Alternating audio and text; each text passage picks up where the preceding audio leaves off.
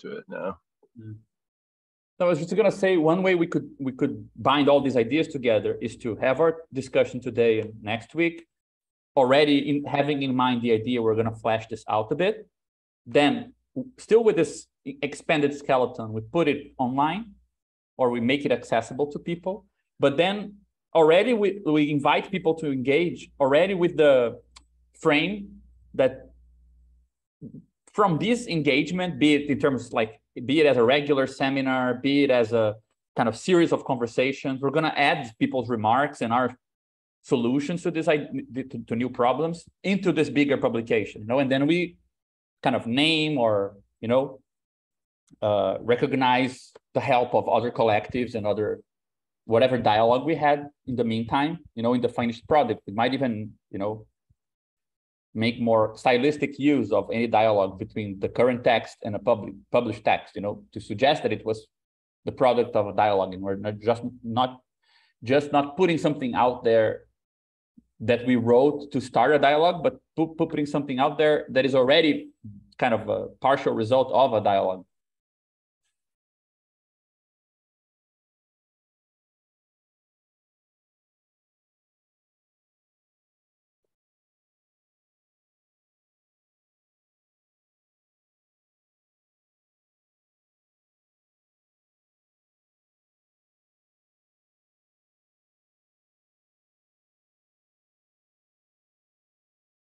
Is anyone's? I feel like John is saying something, like his screen is like green, but you're muted, John. Oh no, it shouldn't. It was off. No, I wasn't saying anything. Okay, no, it's just like I had like that green kind of frame, Really? When people are speaking. I forget about it. Oh, okay. Yeah, no. Okay, so should we perhaps just wait for Anna to come back before we start, or should we? She didn't give any indication of coming back. She just said her computer is freaking out. So it could be, I don't know. A while. So does everyone have? I mean, I think I posted it here. I'm just gonna repost it in any case.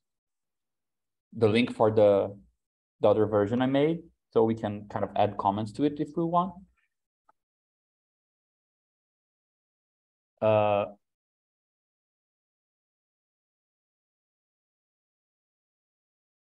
Okay, so how should we go about this? Like, the idea today was just to discuss section 2, right, which has the 6 theses.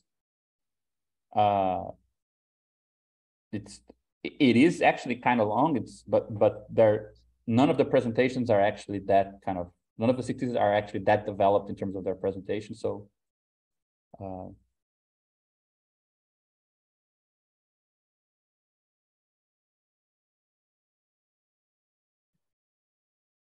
maybe we can put it on screen. Yeah, I'll do that.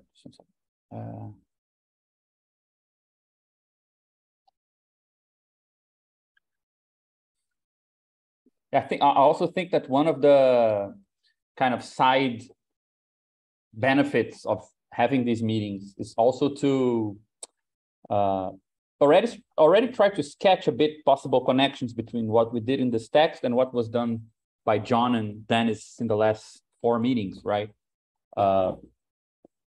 We kind of ventured a bit while Dennis was presenting on how we could perhaps use this kind of memory evolutive systems approach to complexity and so on, and fractures and things like this, to discuss peripherization and some of these ideas, because we don't have like a consistent take on this that is compatible with the more formal ideas we discussed. So I guess also making that type of connection, right, between this general thesis and already how we would frame them with the material that is going to appear later on in the text. I think that's also useful.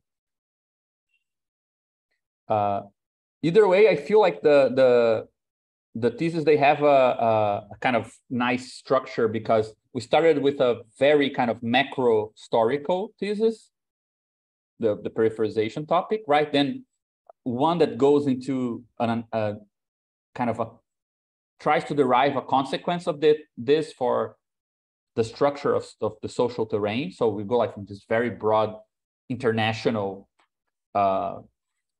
dynamic to, okay, let's say what happens, or what does this change in tendencies do to how we experience social structures, which is the vulgarization thesis.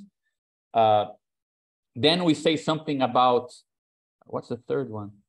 Yeah, what this can do, how this can help us understand political protests that happen in the wake of these changes of structure. What happens to the political ecology of the left when it doesn't kind of live up to these new conditions, which is the fourth thesis, right? And then we have two theses which are a bit more constructive. One is, okay, what we would need to accept in order to start dealing with that situation. And as a sort of principle, which is this multiplicity thesis. And then a bit more constructively, what approach we could take if we start with this multiplicity principle, right? I think that's kind of macro, then a bit more situated, and like different mismatches between social and political life under these conditions, and then something a bit more constructive, I think.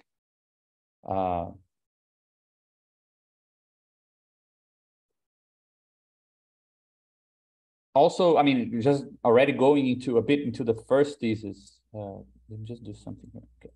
Already going a bit more into the first thesis, I think that it's worth, like the way I understand this, right? I mean, we wrote it in a way that focuses on this kind of, posits this idea of peripherization as a development on top of previous trends. So we can kind of tell a story of the sort of, you have already with Soviet Marxism between Lenin and Trotsky, but also with Luxemburg and all those guys, early 20th century, you have a sort of necessity to come to terms with the fact that there isn't this, like, revolution is not happening where we thought it would, and it's there is something new to be thought there in terms of both relation between advanced capitalist societies and the problem with the Weimar failed revolution on one side, but then why is Russia a place for political upheaval, and the kind of general focus from those people already in the sort of international dynamics, be it from the side of Lenin thinking about monopoly capitalism and the imperialist stage, Trotsky kind of realizing this idea that was already in Marx about uneven and combined development, Luxemburg talking about international patterns of exploitation and how this movement from and how dependent relations can be established between supposedly non-capitalist countries and capitalist ones, and complexifying all those things. That then you have, let's say, a very strong tendency during the 20th century, especially in the post-war, of what is called dependence theory, right? Which is trying to expand those insights into a theory of how underdeveloped countries relate to more developed ones, and I would just one sector. Yeah, and I have the impression, like, if you want to tell it in a kind of coarse-grained way, the big change would be something like saying it's not only a matter of saying that there is an integration. It's not just a matter of saying that that patterns of exploitation rely on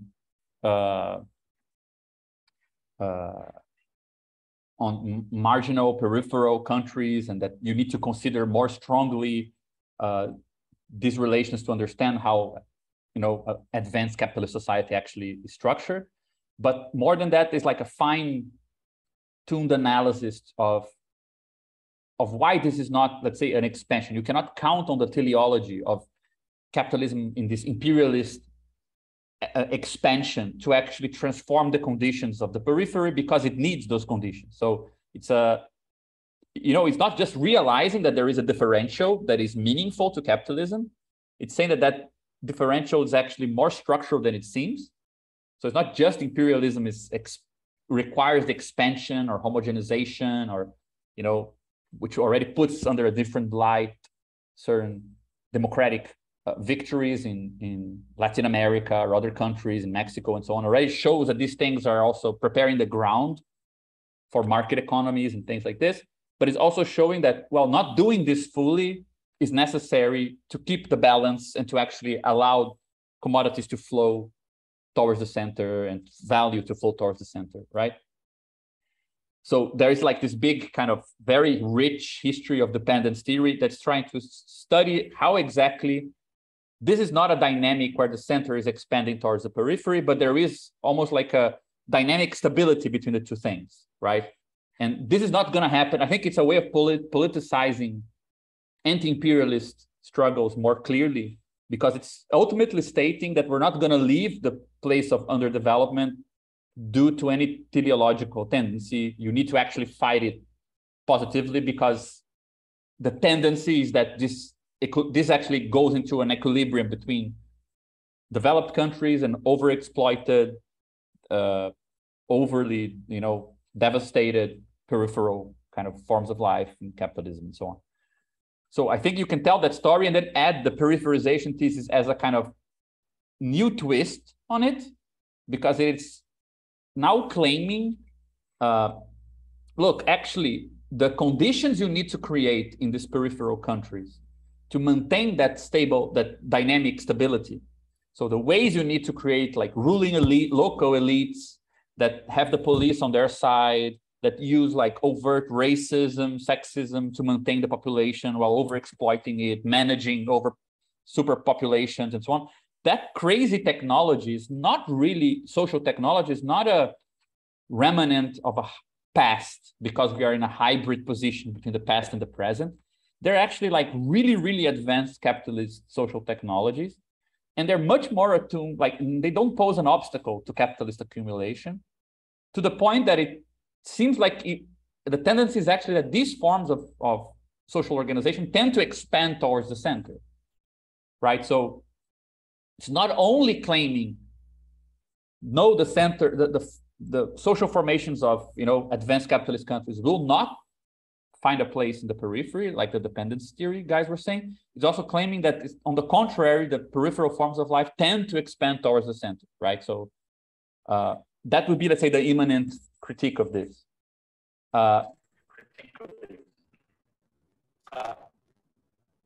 Did anyone say something? Am I audible? Oh, I think you're distorted a bit. Yeah, it's still distorted. I think you're distorted a bit.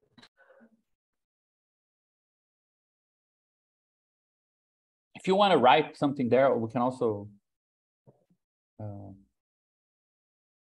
Where did my check?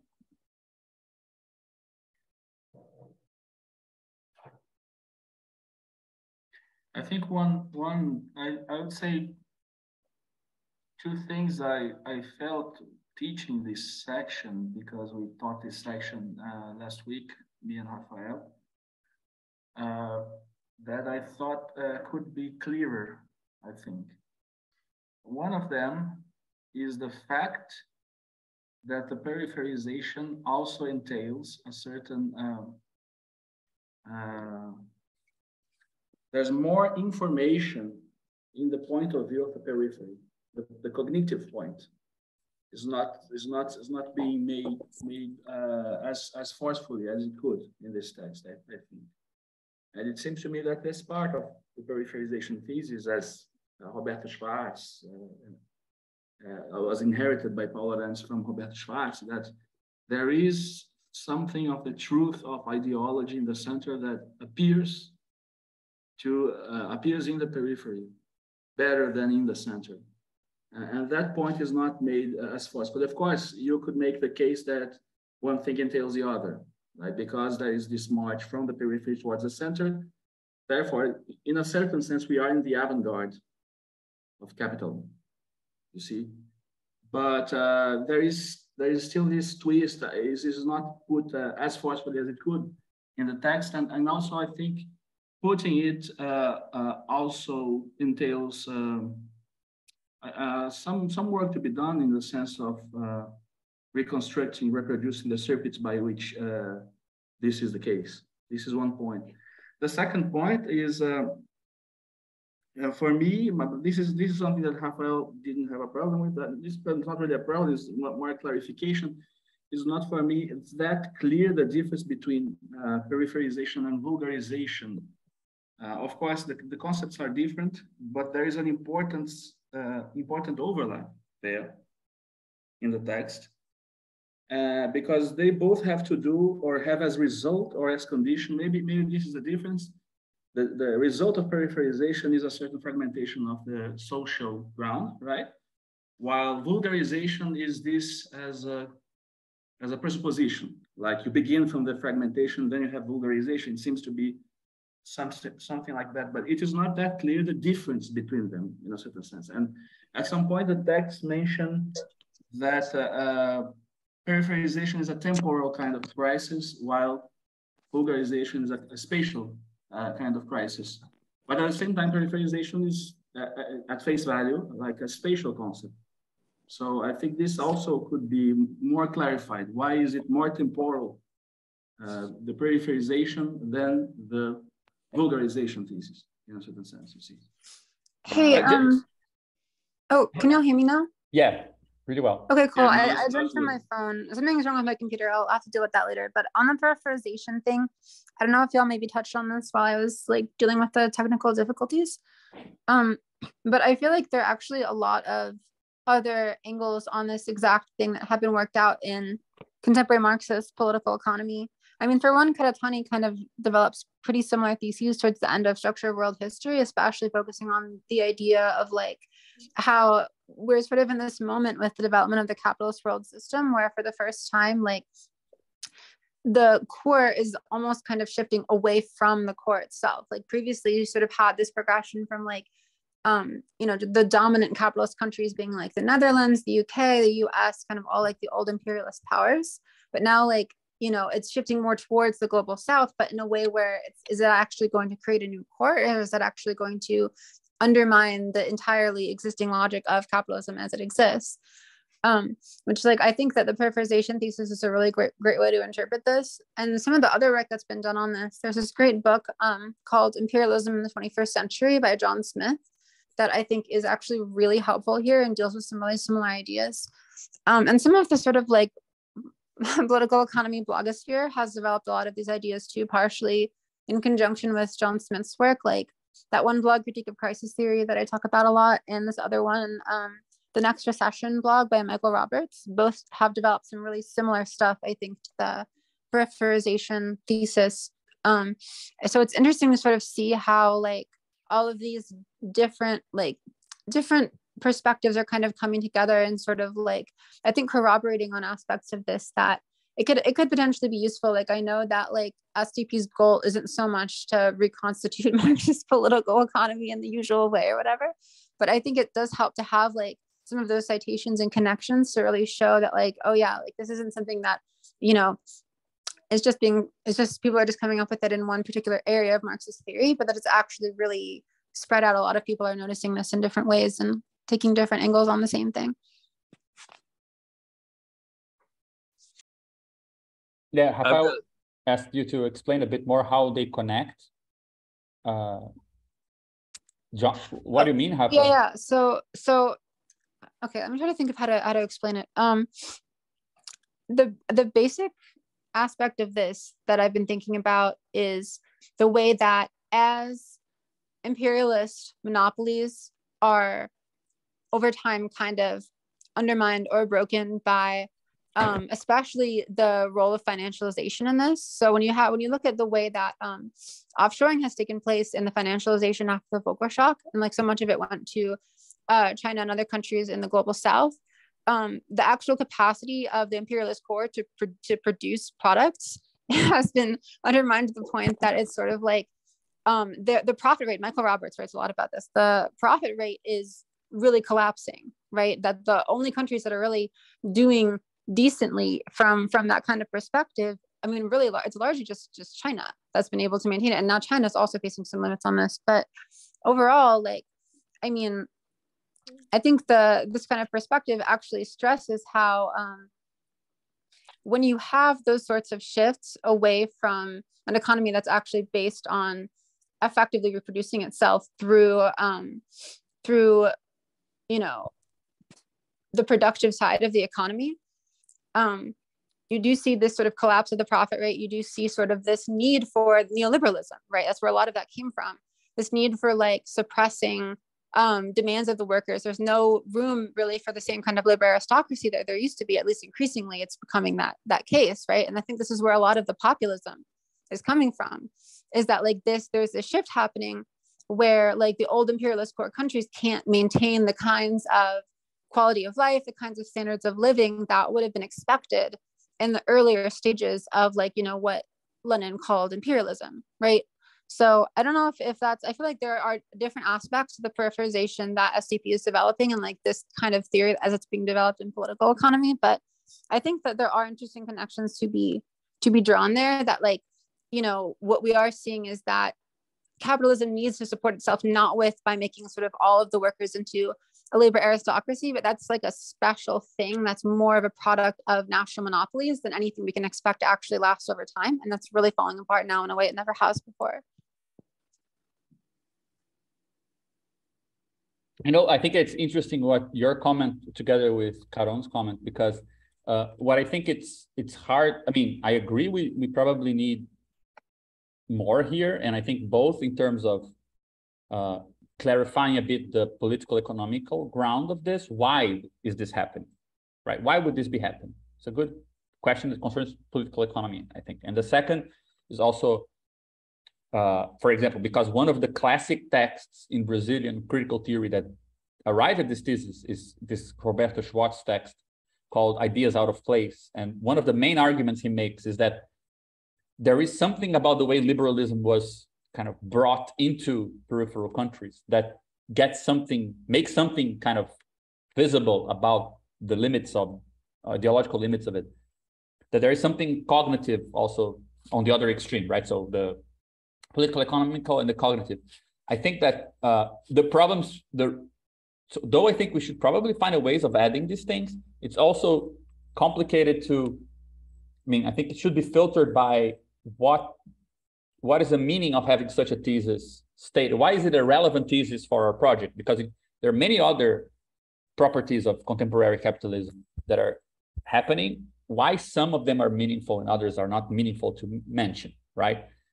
I wonder, Caron, what you think about this, because in a certain sense, the idea that being at the margin or at the periphery or whatever, has some kind of useful cognitive kind of clarification with regards to being in the center. I think that could also be argued to be a more general principle than a historically specific one, right? And also actually just clarify this. I think it's important because of that. I think it's something that is built in the standpoint kind of epistemology that we are developing. Yeah, this is built in. But then it's not clear that this comes from that in a certain sense. That has some genealogy there, because this was in a certain sense also influenced a little bit also by Paulo Arantes. So I think it's interesting to just parse this out more clearly, and also to indicate that peripherization has a counterpart. It's a real process at the same time that it also informs more than being at the center. So this is I think a duplicity that is kind of important. Yeah, but you know, like this is where I wanted to get at. Like, don't you have the impression that with the tools we're developing, we are in a position to explain why it is that being in a periphery might have some cognitive? Yeah. Because we can say at this point simply that, you know, just a negative point of view, which is you cannot account, like you cannot expect something to happen on its own, which I think is as far as we went here. Peripherization is just meaning you cannot count on the development of, you know, process of production and relations of production is not producing as a kind of side product a more homogeneous and kind of social space with a certain horizon of convergence, development. like a convergence But around then, a certain kind of social wealth. Yeah, exactly. But then when you bring the theory of mediations we're developing and you say, well, that means after all these theses that these local mediations in a place where the social terrain is more heterogeneous, they need to do the work of unification. That means that they get to, let's say, meet resistance, therefore they get to learn about it more than places where there is no resistance met because it's already constituted. So you could actually take this to be, let's say, something we derive rather than something we just state as a thesis. You know, we might be able to actually derive this as a result. Yeah, that's good, but also I think it can't hurt to announce it in a certain sense. No, sure. But I just realized this now. I think it gives more clear. I mean, the test becomes more clear if you had a it's as big as it is, so it's not really a criticism. It's just that since we are doing this, so we are supposed to bring criticisms of sorts. So yeah, from my reading, this was missing for me. I agree with you, and actually, this is the reason why I wanted to see it in the text, because I think it has this very close connection to what we are doing in the other part of the text. I think this is makes the point more forcefully to have in both places and to have our version of it as, for instance, even you can argue within the text itself that we are clarifying this whole thesis, which is a plus for us. Yeah, I agree. Say it like that, you see? No, I totally agree. It's just something I never thought about. When you said it, it just came to me. Yeah. This was a point. I think there's an interesting circuit to have between part 3 and part 2 regarding this, cognitive purchase of peripherization and this kind of thing, basically.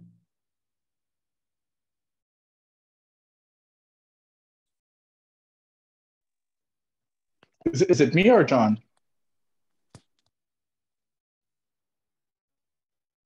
Okay, so you guys can hear me?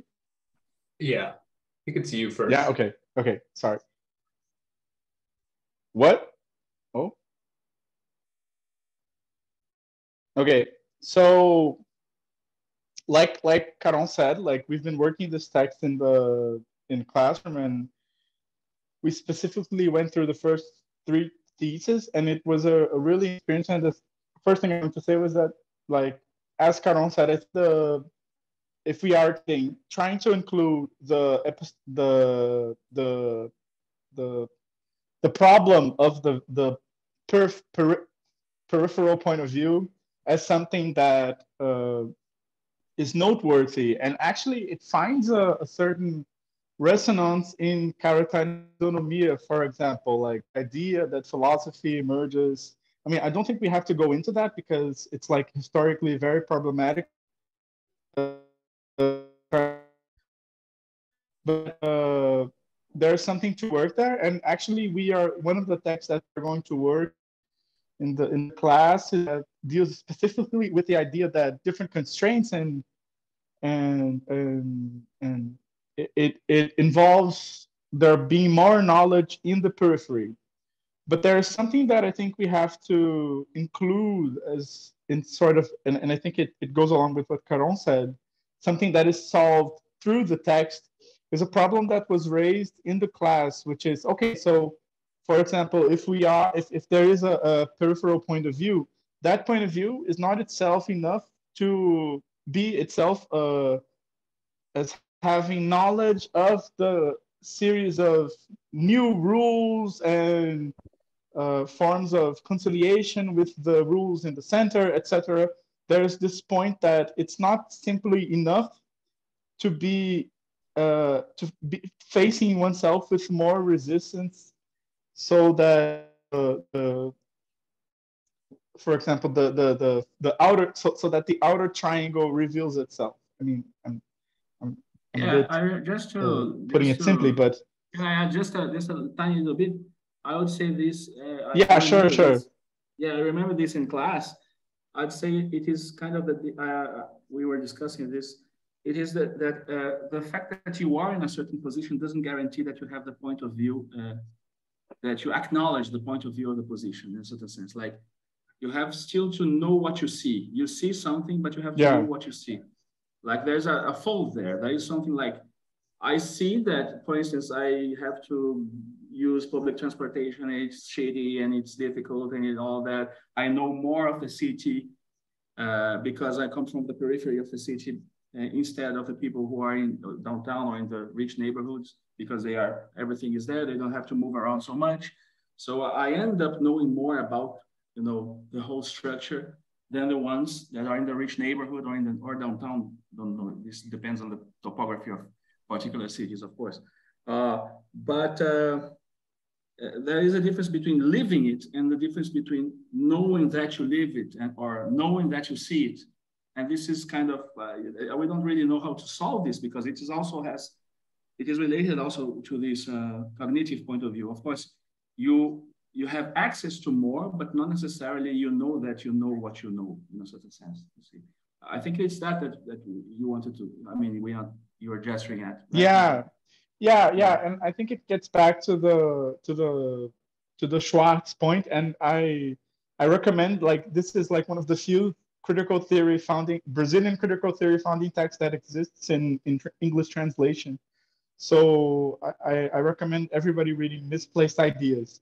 But it's important. I'm making this reference not only because it's an important text, but also because I think, in a sense, what happens there is that, well, for example, we have a series of social games in Brazil that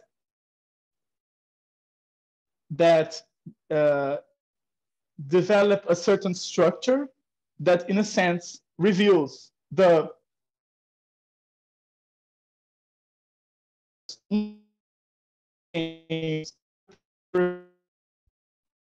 immediately aware Rafa, you're cutting off a bit. All these games are structured, etc. Oh, sorry. Okay. Was it just for me? Just let me maybe get close your camera, man. Okay, sorry. Okay, so it's better now or not? Yeah. Okay. So what I was going to say is that, in a certain sense, there are like social games that are different from the core game, social games in the core, and you kind of like freely. But the fact is that the way liberalism and these ideas circulate in the periphery reveals something about the structure of the core ideas, etc. But, like, as I think the point that Caron was putting quite simpler was that even if you are dealing with these social games in a way that, if you analyze the games, you can see that they are a form of restructuring something that comes here.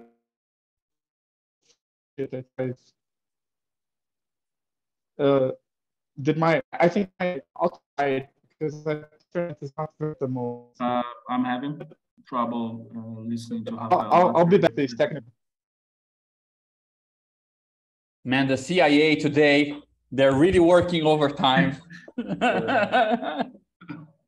It's the elections. Yeah. Yeah, you're putting in Hegelianese. Yeah, that's it. But it's that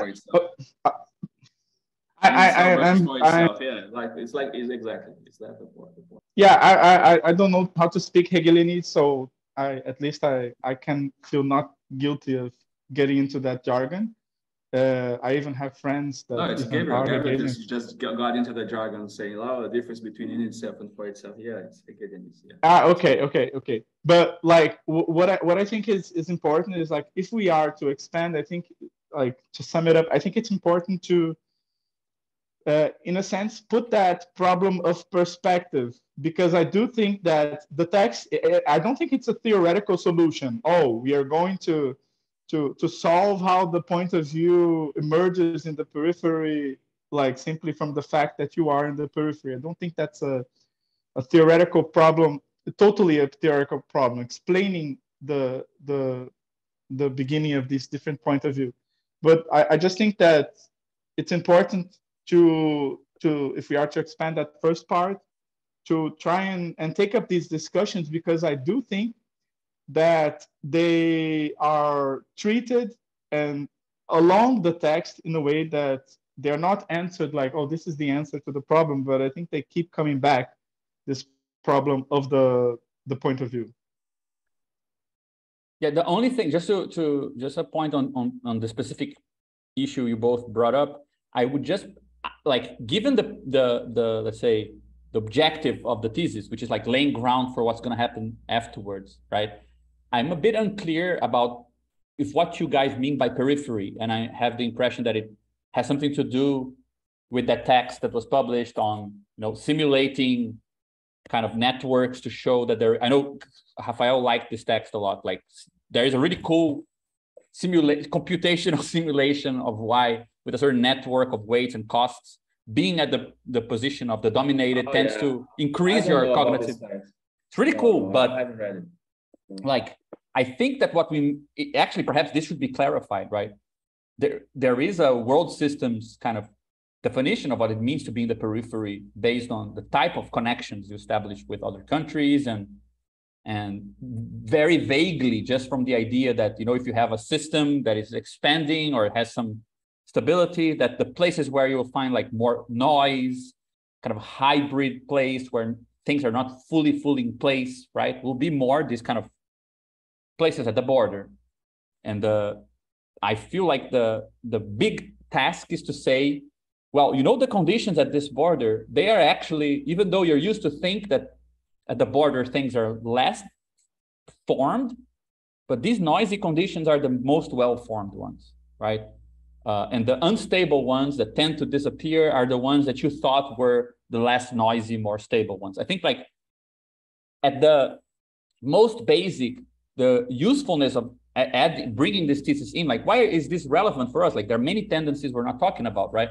I think it's about this, like, well, you need to have a theory that is very kind of at home in such a weird, hybrid, noisy kind of social form, right? I have the impression that, we should point to everything else that followed in all these different authors that are dealing with, in one way or another, this new focus on peripheral social forms. But I think that, perhaps we should, to make sense of how we want to filter which arguments we make in this section and which we don't, we should also bring into discussion, let's say, why is it politically relevant or theoretically relevant to our project that we're mentioning this early on, right? I'm not sure if adding the peripheral point of view thing at this point is as a kind of statement. Why is it? I do think that the perspectivism thing is very relevant, and I think we added it in the next section. But I'm a bit unclear why those aspects of peripherization should be like the focus of this section. Okay, I don't really care about the authors. I like them, but I don't really care. But I do think that the point is condensed in what you said just now.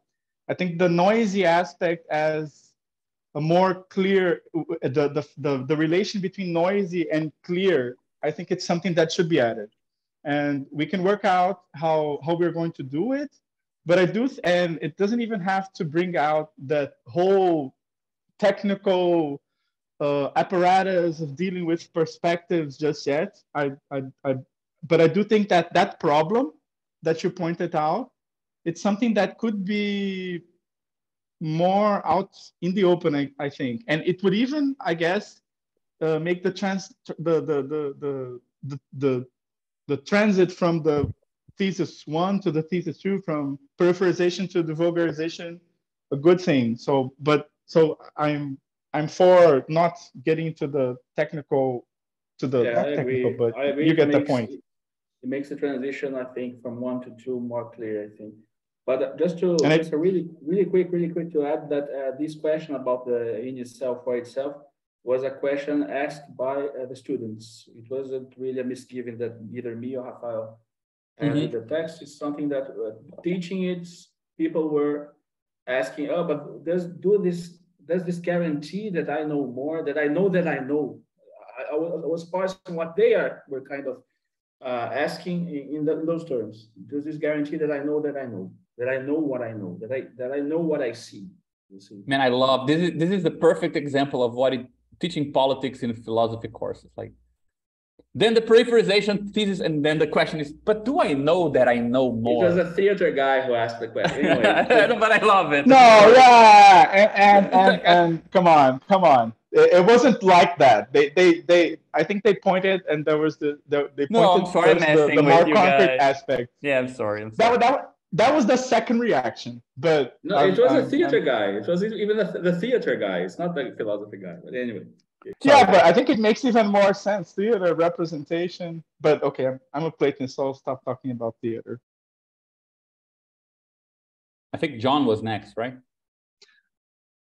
Cool. That was all really good stuff, and I tend to agree with the conclusion that like moving from 1 to 2 would be clearer with like kind of developing the cognitive position of being in the periphery.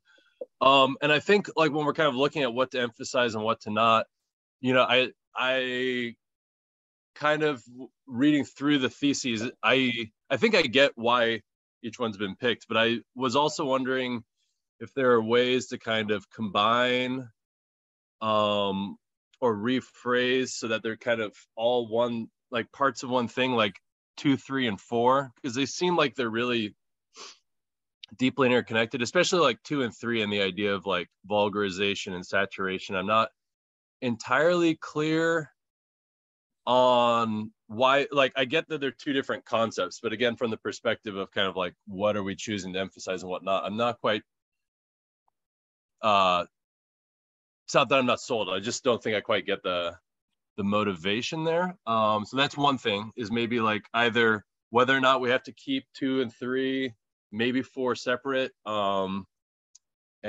especially if the question is, for example, should we emphasize more what Raphael and JP are saying? My inclination is more on developing the idea of the kind of I guess maybe like the phenomenology of the periphery or something in our language, and doing so in a way that isn't just about, you know, the consciousness, but the whole kind of like way that the construction and the structure of like the actual materiality of the periphery, precisely because of this noisiness, enables also a certain kind of sophisticated technological, you know, mapping of the world and whatnot. And I think this like comes out in a few places. First off, I want to definitely emphasize everyone, and I shared the PDF and message, and I think JP shared a link, but to Schwartz's Misplaced Ideas. I just read it. Raphael recommended it, and it's phenomenal. And I think it's really good for a few reasons. I think it offers a potential interesting place to kind of connect this over to MES and stuff, because the way Schwartz talks about favor, as this particular dynamic that was so central in Brazil, and kind of created this economy of ideas from Europe that then had to be filtered through a very different kind of social, economic, institutional structure. The way he talks about favor in like as a substantive thing, as a noun, is like the system of favor, and not like I think you'd see in a lot of typical history where, you know, favor would be talked about as a quality or qualification of a social system. I think that gets kind of close to what we're trying to map out with MES, is like there was a certain kind of way that ideas were recorded in Brazilian society, and that they were constructed in such a way as to enable certain things to appear and to prevent other things from appearing. And, you know, Schwartz really talks a lot about that. And it seemed like a really good way to kind of like start exploring how we could use the actual formalisms from precisely this perspective of the peripheralization thesis. That, and I liked one of the lines in there. He says that things showed up empty in Brazil that were already hollow from Europe. So there's this kind of like weird redoubling. It wasn't that things weren't false coming out of post, especially like workers' spring Europe. It was that they had to kind of go to the periphery to where the hollowness could like be properly like wrung out and heard as such. And I also think like that's the idea of the periphery as this kind of like perspective or cognitive position is really important, as I've been trying to understand. Like Raphael and I were talking about this stuff in the context of kind of Brazilian and American politics, and I was explaining our peculiar institution of federalism here and states' rights. And at a certain point, Raphael was like, wait, so in a way, like the United States government is really a foreign policy government all the way around, because even with the states in the United States are a certain kind of like pseudo-sovereign government compared to other regional governments around the world. And I think that from that perspective, you can really kind of start to understand the peculiar effectiveness of US imperialism as like having done a really good job of managing peripheries, both foreign and domestic. And I think that's why you can look at, for example, the Black Panther Party as being something that, I mean, we've quoted it a lot and specifically it's been, you know, I think Gabriel and other folks from Brazil quoting the Black Panther Party as like helping to explain some of the dynamics that we're going through now. So and I think similar things are happening right now in Canada and the United States through indigenous movements, right? Like there are kind of like peripheries within the so-called cores that are productive of perspectives that resonate much more with perspectives out of the global South than they do with like white urban or white, you know, suburban areas in the United States right now. So there is something really productive about that position. And there's something I think that, like in a sense, right, like I feel like we're refining an idea that does go back to early, like it's always been there in a sense in Marxism and revolutionary theory, right? Like the place of the most oppression and the place of the most exploitation is where people have to, you know, be very inventive in surviving and very inventive in working together. And they have to come up with all kinds of complicated ways to determine if they can trust one another, and various like truly sophisticated organizational methods that are difficult to see kind of like from a core theoretical perspective. But I think that that's a lot of what, like our theory, when it's theoretical practice, right? I think a lot of ways our theory is helping to kind of build scaffolding to connect all these different kinds of productive peripheral perspectives. So in a lot of ways, yeah, I think we do want to emphasize that. And then finally, to go back to Anna's point, I think, and I love Michael Roberts, he's a great guy. And once upon a time, I had this idea of like trying to understand like when Zizek is effective based upon the different political economic things, like very much like political economy and these cognitive positions. And I think like, again, this is a question more than a statement, I guess. Like we're building this piece right now. And then I know that Dennis and Gabriel are working on the primer still and kind of like different ways of writing that out, which is very much Marxist political economy in our theory. And we've generated so much productive work out of that connects into this kind of stuff. So I guess I don't see us not engaging with political economy. I see us still trying to build the scaffolding between multiple kind of pockets of the project. So that's more of like a, you know, I'm curious from Gabriel, like where you kind of see that work, and Dennis, where you see that work. I know Dennis is up next. And also, yeah, just as a like, there is stuff happening there. I think we just have to connect. All right, done. Sorry, just before we move to Dennis, just ask something, John, because I mean, we can, just to remind you to bring back your point about the vulgarization thesis not being clear or why it's separate once we discuss it, just so we can also address it. Okay, just as a reminder, sorry. Yeah, totally. Yeah, Dennis. Yeah, my comment is very similar to John's. I was just thinking about, we introduced these 6 theses, but then we also introduce our own take on things through the organizational standpoint and all this formalism and theory that we come up with, but we don't revisit the 6 theses later as much, right? We kind of briefly talk about it in the conclusion, I think. But it would be interesting, for example, what is our take on the peripherization thesis beyond like assuming that it's true? I guess what I wonder is, for example, how do we what do we think about a politically cohesive space? Like, how do we model that? Because we're saying that there is these hybrid forms, and it's kind of very self-explanatory when we introduce it, but I wonder if we can use some of the ideas of social mediation and maybe the memory evolutive systems stuff later to revisit and formalize what this means. Like, because in some sense, there's a loss of political cohesion, but there's a cohesion in other ways, right? There's in mode C, there's greater cohesion.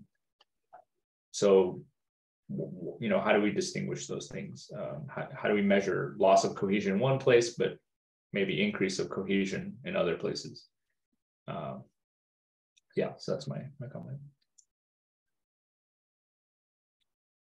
I mean, I think also just to say, I think we can go back to this point in the vulgarization thing, because I have the impression that, for example, if you just look at the actual text here, the in short, right, the sort of summary of what we try to claim at this point of the text is just to show that there is no connection, or to state that there is no connection between capitalist development and things becoming more cohesive or more socially and politically cohesive. It can become more cohesive in terms of value extraction without becoming more cohesive in terms of social space, right? So indicates that the more social space become hybrid, so on, the more capital is allowed to circulate without being kind of caught up in human affairs, right? In also developing human connections and so on. So I think that there's a lot of what we're saying that fits better when we try to say something about the terrain, which is the next thesis, right? This is more, I would say that this is more, let's say, vulgarization and peripherization. Like, peripherization is claiming that capital can decouple from social development. So it's looking at the autonomization of capital from some social tendencies. And the vulgarization is looking at what happened to the social space once that happened. So it's kind of two sides of a decoupling, right? Perhaps that's a better way than temporal versus spatial.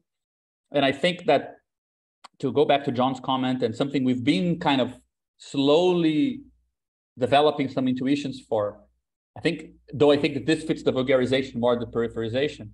Probably the way that this would this could be framed with our toolkit, that since we're always, I mean, actually, this is the point I wanted to make. I'll just go back to this after Anna. But the idea that we have multiple social atoms because we have multiple social logics helps us to say that you can actually account for the highly particular case where social objects are aligned. So a church is what it is in mode A, mode B, and mode C. Kind of, it's all kind of, symmetric, perhaps. And cases where there's a misalignment between how things are registered in each of these layers. And we can start having like much more heterogeneous terrains, but also more general, because by definition, there is more cases where things are misaligned than cases where it's aligned. Therefore, it's a richer space, the space of misalignment, right? Which goes back to Renzo's point in the chat. But I think that the vulgarization thesis is a bit about that. But sorry, Anna, please go on.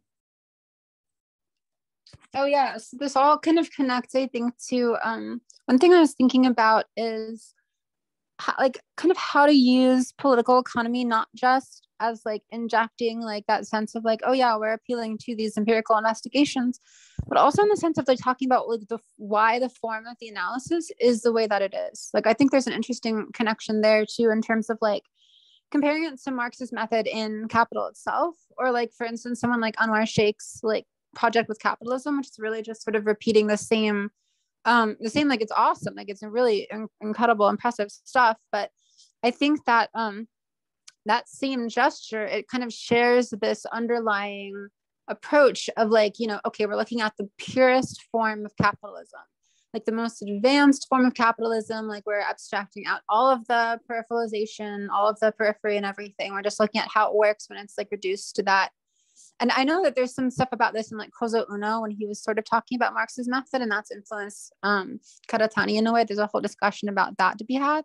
But what I want to be getting at here is actually that these ideas, like for instance, John Smith, I was just paging through his book. He actually talks about this in terms of informalization and flexibilization in the context of like basically saying it's not so much the global south is the periphery, like it's like peripheries are becoming universalized. He really almost explicitly says this in one of the chapters of Imperialism in the 21st Century. But yeah, I mean, I think what you can actually see is that there are these developments that can be perceived through the sort of more traditionally universalizing perspective of political economic analysis that show that like, oh yeah, this sort of more scalar approach, rather than kind of reducing capitalism to like, you know, some kind of fundamental that is then universally applied, that the way that SCP is approaching the problem is in some ways like especially well suited to a situation of peripherization, right? Like I think that like to some extent that's kind of an unspoken aspect of this angle, that like, you know, the form of the critique and of the analysis is connected to the problems that are being identified, right? Yeah, that makes a lot of sense to me. The one thing that I wanted to mention, because I think this is kind of a specific debate inside the peripherization debate. I mean, the angles that I knew, like the different approaches that I knew of that deal with something that has that particular kind of focus, right? Because summarizing what we've said thus far seems to be that the approach we're emphasizing is claiming that peripheral social forms in capitalism, they're more general than advanced capitalist formations, or the ones that appear in the center. That doesn't mean, as somebody's adding now to the comments, that there is an insight about this peripheral political subject, but just that you're constructing politics in a richer environment, right? So this idea that there is something more general, I knew of two places where this was being developed. In the South African anthropologists like Komarov, who now are, you know, persona non grata, you cannot really quote them. They were canceled, especially Joan, right? But they had this book, A Theory from the South, talking about the sort of Africanization of capitalism, which has a very similar tone of saying, look, because it's not just a matter of talking about a new social historical moment, right? But also one that is kind of has a mix of a bad news and an even worse news. The bad news is things are really crappy in the periphery, and the worst news is that this has a universal tint, but not in the sense that Marxists usually look for universality, where you look for universality where it's going to be political universality, not this sort of social universality, right? So the similarity between the theory from the South people and the peripherization, I think that it has that kind of idea. Now, the peripherization authors, Schwartz, Chico de Oliveira, Paulo Arantes, Chico de Oliveira not so much, but Paulo Arantes and Robert Schwartz, they have one particular kind of alignment with a trend in Marxism, which is a Robert Kurtz kind of approach, right? The absolute limits of capitalism, the sort of crisis group.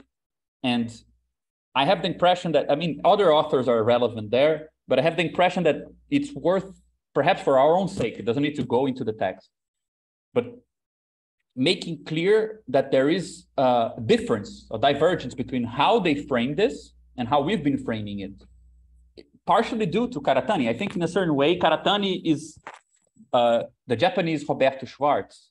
Roberto Schwartz is also a literary critic.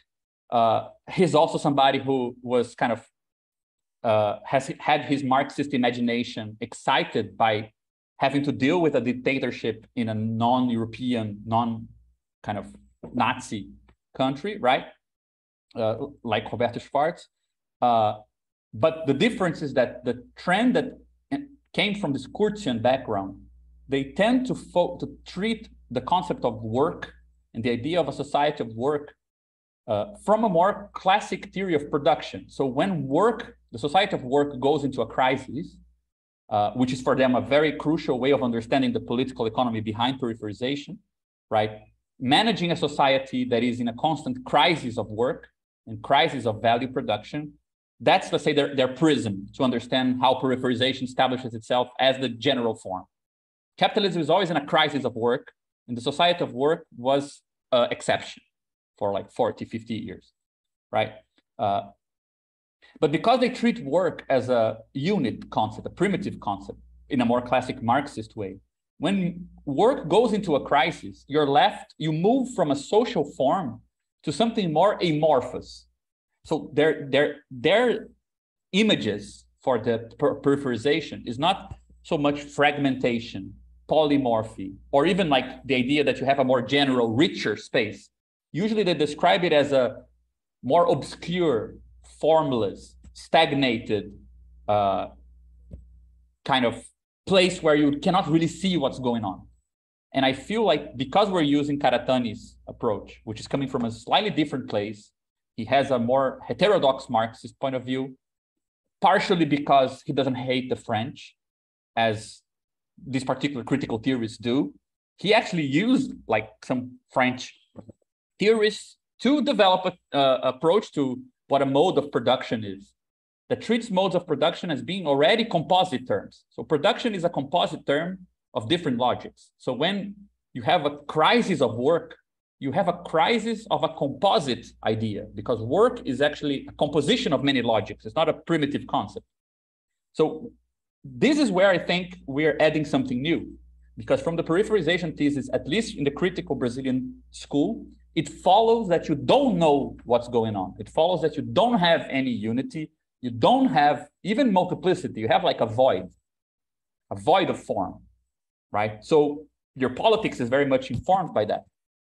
In some sense, it's a good way of disenchanting some parts of the left from kind of outdated political ideas. But right, there is some difference there from what we are doing, and I think that's also where Karatani is very relevant to how we frame this, because we're saying when the society of work goes into a crisis, you actually have a misalignment between the things that the concept, this kind of multi-layered concept of work, help to align, right? So the concept of work that binds the worker as a part of commodity production, worker as somebody who goes to school to come out of the educational process as a good citizen who knows some skills, right? Who also is a citizen of the state. So you're a consumer, you're a citizen, you're a member of, you're part of the productive sphere. Like all these things are kind of bound together in a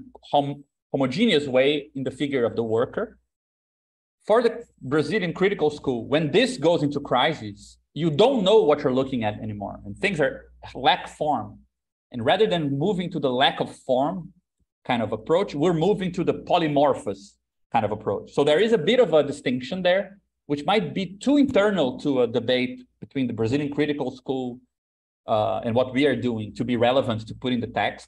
But I think it's worth having that frame, that there is something different in the way we're framing this. It's not clear from this first thesis. Perhaps it should be more clear, but definitely there's a distinction there. Oh, really fast. I just wanted to say that when I first went to the SCP website and I saw like the whole, I forget exactly how it's put, but the the infinitely richer thing, like we want our theory to be infinitely richer or whatever it is.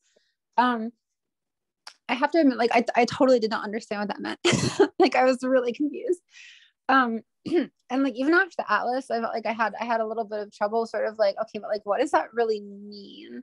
Like to some extent, maybe this connects back to some of the things JP was saying in his real abstraction presentation. But I feel like this actually, the peripherization thesis might be a really good place to sort of drop something in there about like what that like aspect of the project is really referring to. And like what separates it, I think, from like JP just mentioned in the chat, like the value theory people, we don't necessarily need to like, address any particular groups, but I feel like there is this sort of aspect of this right here where it's like, oh yeah, like this casts, I guess, a less abstract light on what's going on with the with the scalar approach, and with this view that like we're not reducing it all to some kind of universal substance or some kind of perspective that can be generalized and then compared to, but we're trying to develop tools to compare all sorts of different, relative positions and scales in this framework that is a lot more flexible, because the world itself is in many ways like it's been flexibilized, and it's not necessarily positive or negative way, but it's just different now,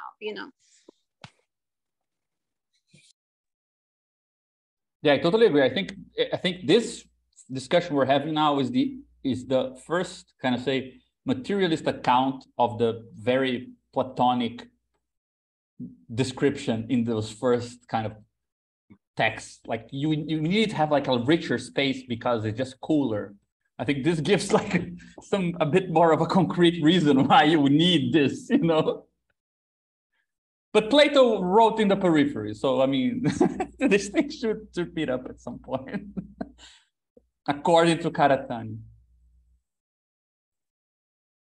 I just wanted to throw in a couple things to add on, because I really liked that idea, of the worker as like this kind of like alignment point, and then it all kind of falls out from that in an economic crisis. And I think that because Dennis mentioned something like, I'd like to know more about what that means for our theory. I think one aspect for misalignment for our theory, right, is that like it's not just a misalignment in the sense that like there's this kind of accidental or more limited alignment, and then things are the general is more heterogeneous and not aligned, right? Like in our social world, we're dealing specifically under the dominance of mode C, right? So like alignment kind of de facto or kind of naturally, quote unquote, clicks into place around mode C. So there's this kind of like natural place that alignment falls, that it kind of like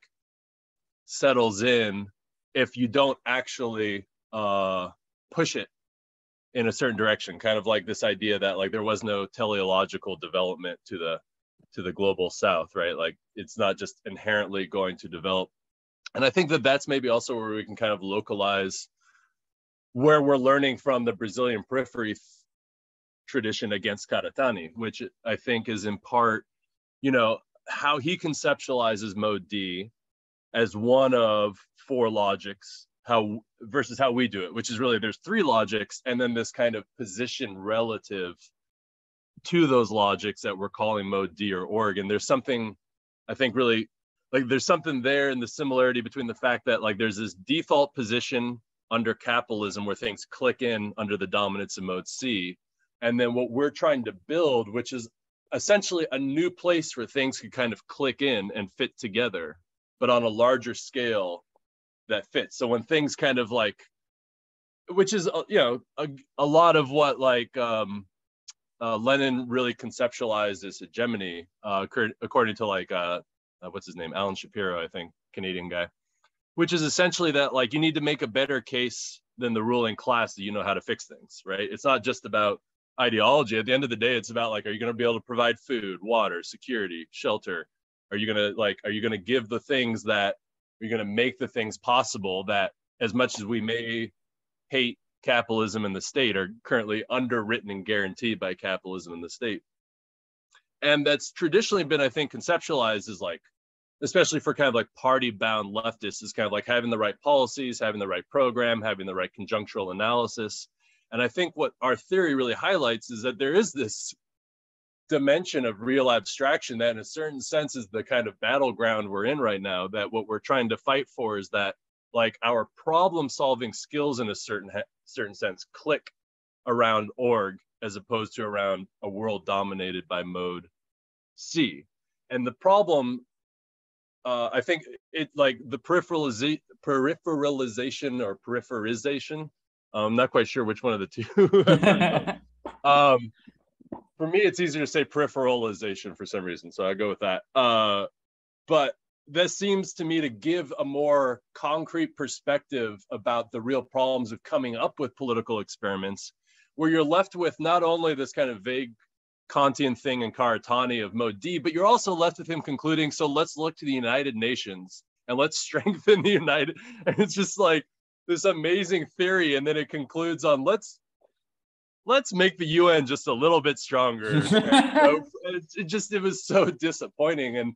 And there is a certain, I think, maybe not cynicism, but pessimism of the institutional that comes with the peripheral perspective that I think is really good, and also really pushes precisely where, like, again, and Renzo in chat, I think, really hit the nail on the head when he said that, like, there might be a certain kind of political cognitive advantage to being in the periphery, but that doesn't guarantee that political novelty, like, automatically emerges in the periphery, right? Like, that's precisely where contingency and subjectivity and, you know, experimentation come in.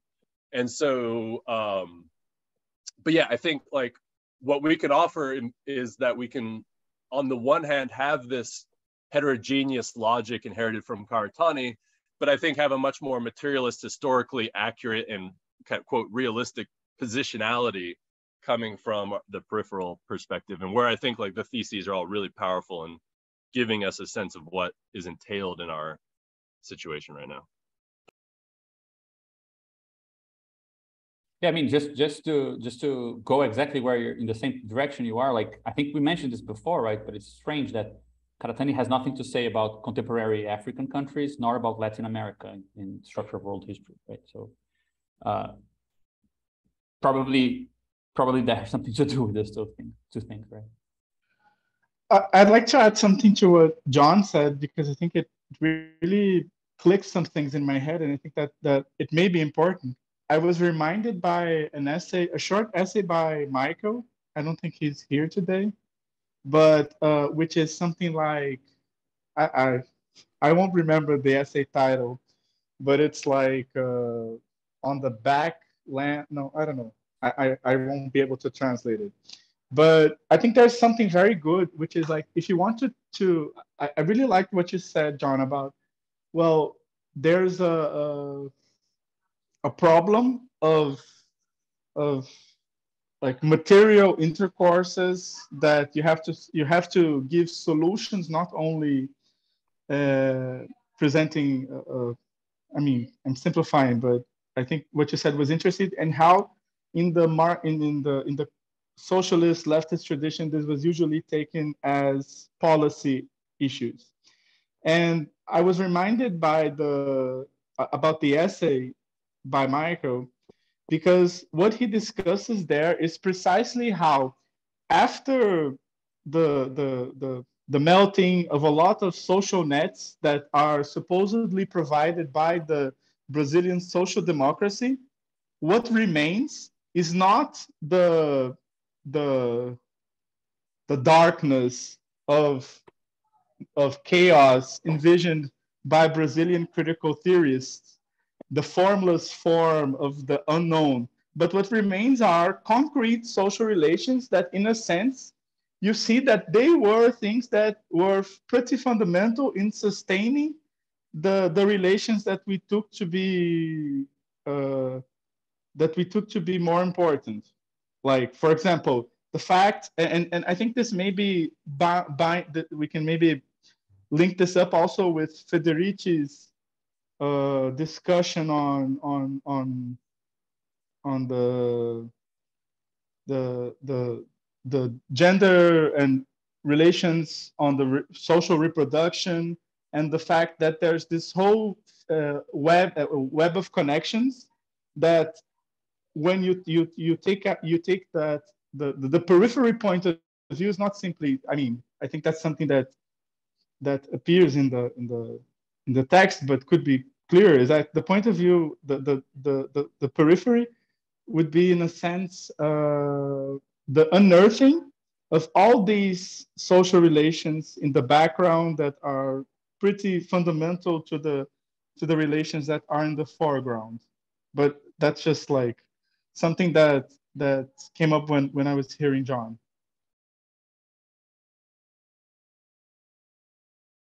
Yeah, I think Eduardo is saying that because we already had presentation on Genote and stuff. So yeah, okay.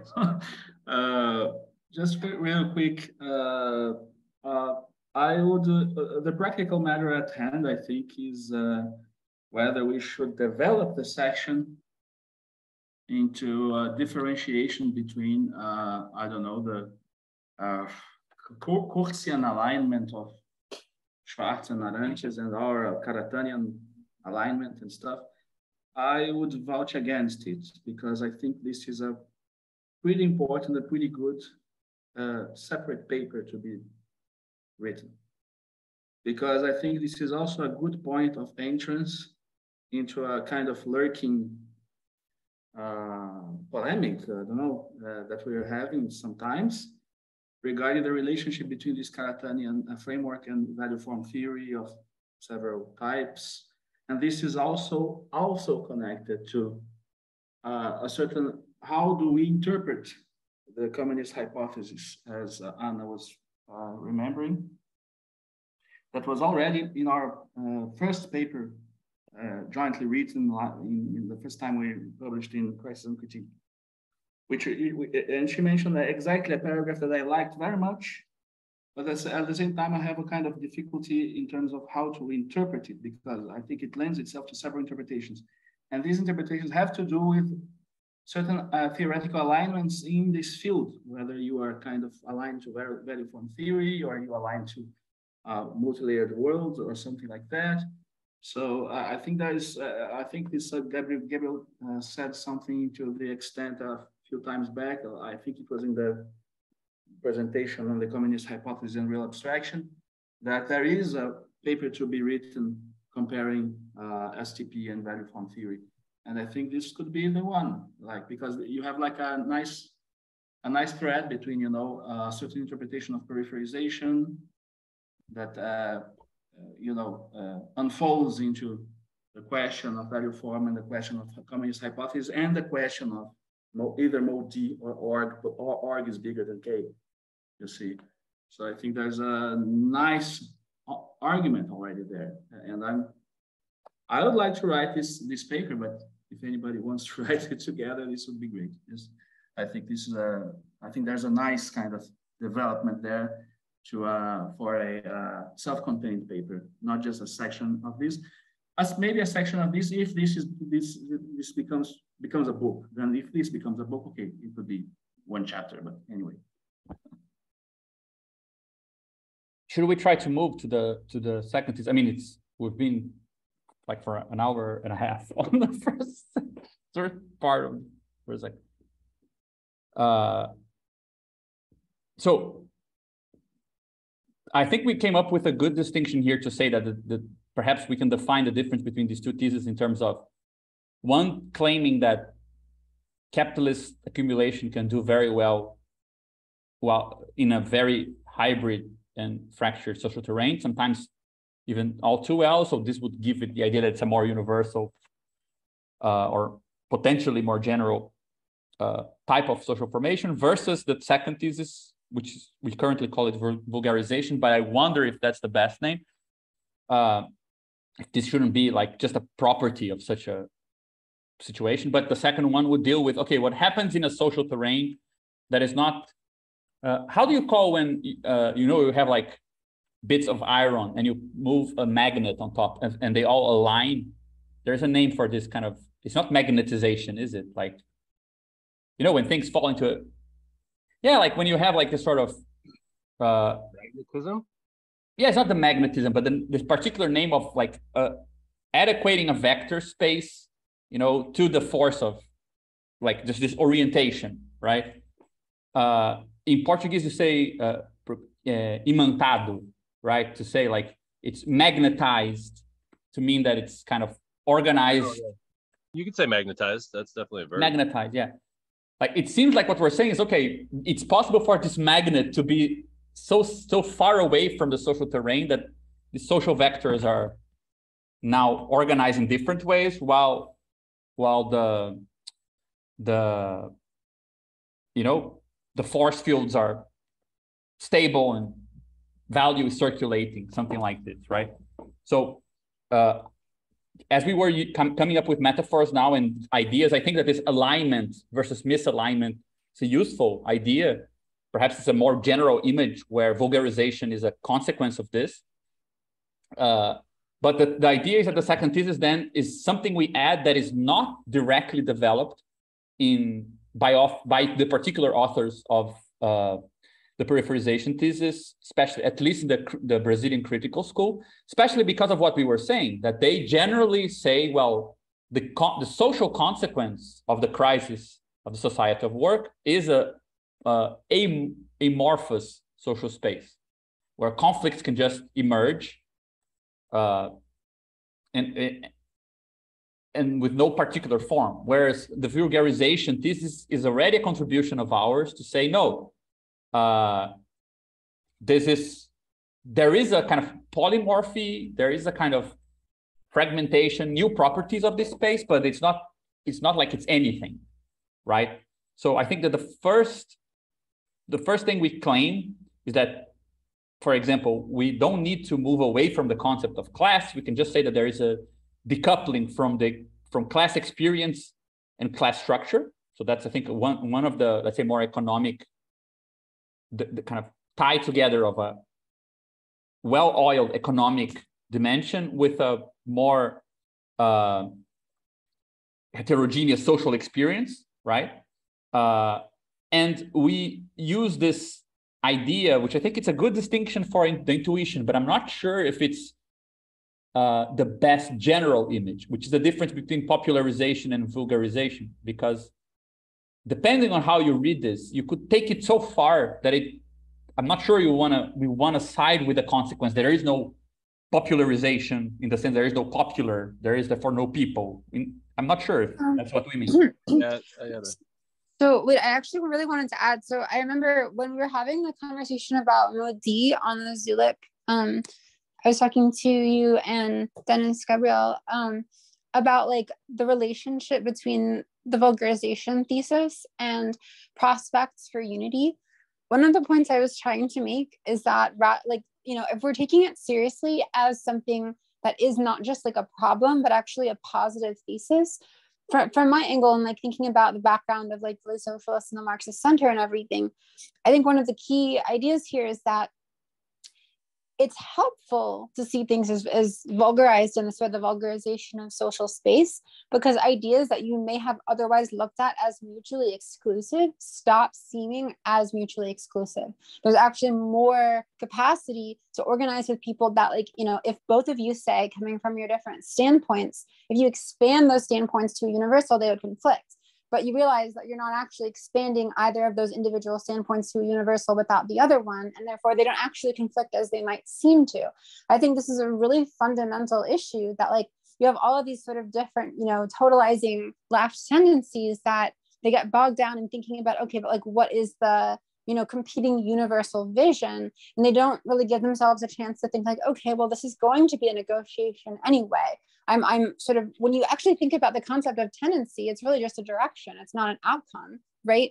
So I think in this case, like, I don't know, I really like vulgarization as a term here, also because it makes me think of like the MES degenerate objects thing. I've often been like thinking of it in those terms. Like, I feel like, you know, the way that you have this process where like it leads to things not just sort of being untranslatable, which is another aspect of this translatability, but also like irreducible, right? So there's sort of this positive side of it where it's like, you know, you can translate some things and not other things, but like what you're actually translating, it's not some kind of, you know, undifferentiated social space of unity, but it's exactly like sort of in and through the differences that the capacity for unity and like non-totalization is achieved through some kind of cooperation, right? That's sort of how I've been interpreting it and like what I've been really excited about it. I like the magnet metaphor. I think is an interesting thing to follow up with, but I'm just not sure it has the same kind of like punch politically in this kind of a context. Although I feel like I would need to hear more about it, like to just really understand better. But my impression, and it's just that we divided the two claims into separate theses. That, I mean, the vulgarization was meant to be, again, a more descriptive statement that you derive from the peripherization. So what is the social terrain under these conditions? If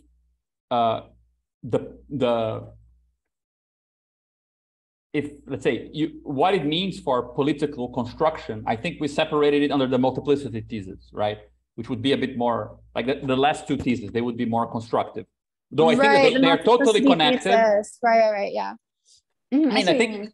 yeah, I think just because I have the impression that these two theses here, they should interest, let's say, people who are not politically engaged, but concerned with sociology, for example. They have a bit of a sociological tone, like, Mhm. right? So I have the impression that, yeah, I totally agree with everything you said. But that's also why, like, the reason why I think it's called vulgarization right now as a general name for this tendency is just because it was originally developed in the context of criticizing arguments of the form, like Laclauian arguments over populism, in the form of, because the social terrain is fragmented, that means things are more easily connected because everyone has a different demand. If we need to find names, images that bind people together. And the idea is that, well, I can counter heterogeneity with a homogeneous field, like the field of discourse, right? The original kind of argument around the vulgarization was a critique, was trying to show that Tony Negri and Ernesto Laclau and Mouffe, they're actually part of the same paradigm. Everyone is saying the bad news about there being no class structure in the classical sense, no social formation in the classical sense, it's countered by good news. The good news being that if you're Laclauian, you would say, we now have the homogeneity of political discursivity itself to bind these social fragments because people are demanding things. Capitalism is fractured, but now socialism is homogeneous. We can use the construction of socialist hegemony to bind these things together, since there is no ground anymore. Since social ontology is like amorphous, we can give form. And on the other side, with the more multitude, Negrian kind of approach, we would say something like, because people are resisting capital, their resistances, this political kind of active, lively resistance, it all kind of connects. It's all part of social life. So it's kind of homogeneous. So we are on the side, we can count on something homogeneous that capitalism cannot, right?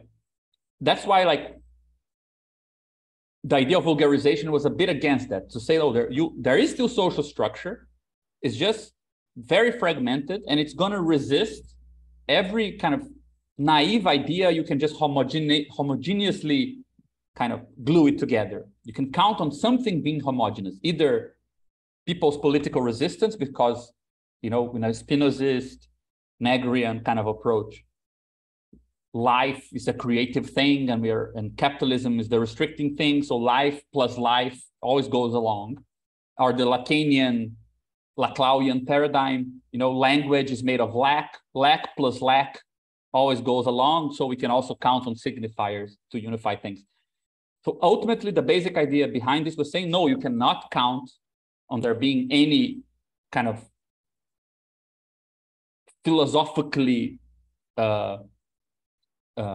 guaranteed field of homogeneity you can tap into to bind things together. You literally have to reconstruct something that is, fractured. Right. No, I think that's awesome. And honestly, like, one of the, I don't know if I'd say it's a critique, but one of the things I was feeling reading the Working Through paper is that I was sort of wondering too, like, who are we really criticizing?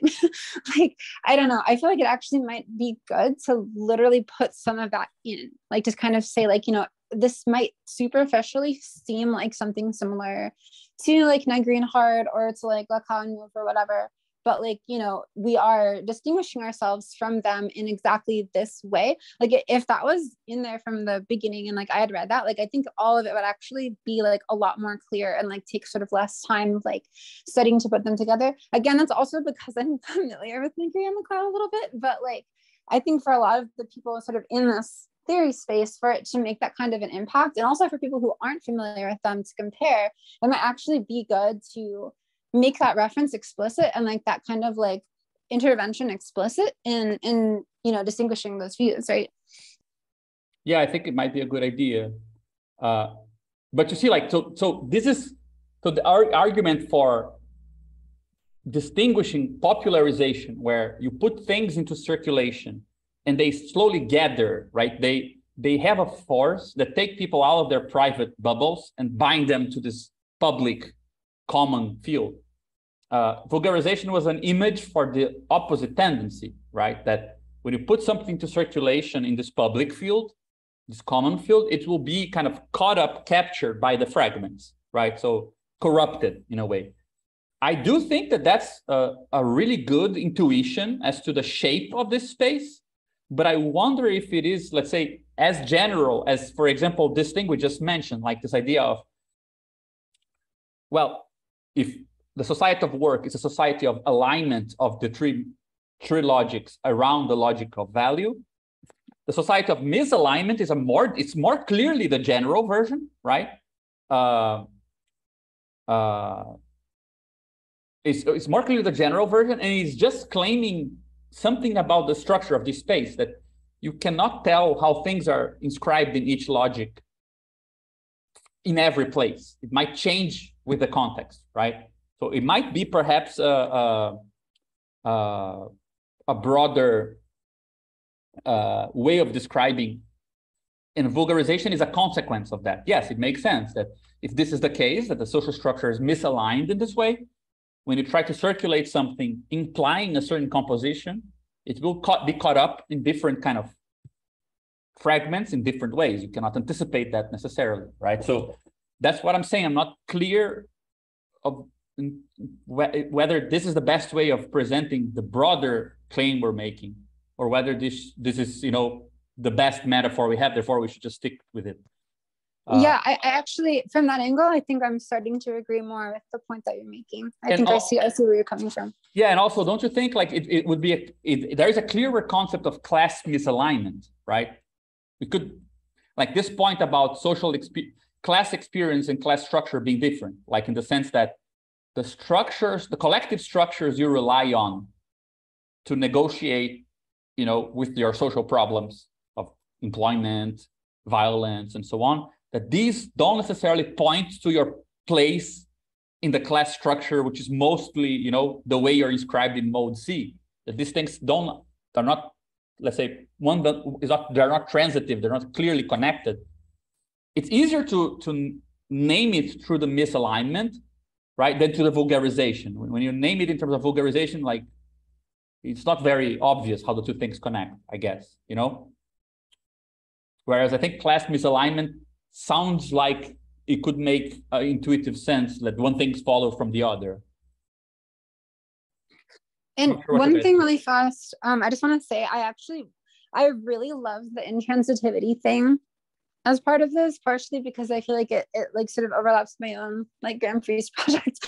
But I don't know if that should actually be included, but I like maybe just some kind of reference to intransitivity, because I think it leads to interesting potential formal consequences. But another side of that one thing, oh my gosh, what was I thinking of here? Right, is that just really fast, misalignment. I feel like there's this aspect here where maybe it's not so much like just thinking in terms of periodization. I don't know if this should be in there, but from a certain perspective, it's not that class is like now misaligned when previously it was aligned, but that more like it was always misaligned, but like there was this tendency where it sort of had the illusion of being more aligned because of historically contingent circumstances. I feel like there are points where that's kind of gestured at, but I don't know if that should be maybe more made explicit, or if that's something that people would agree about.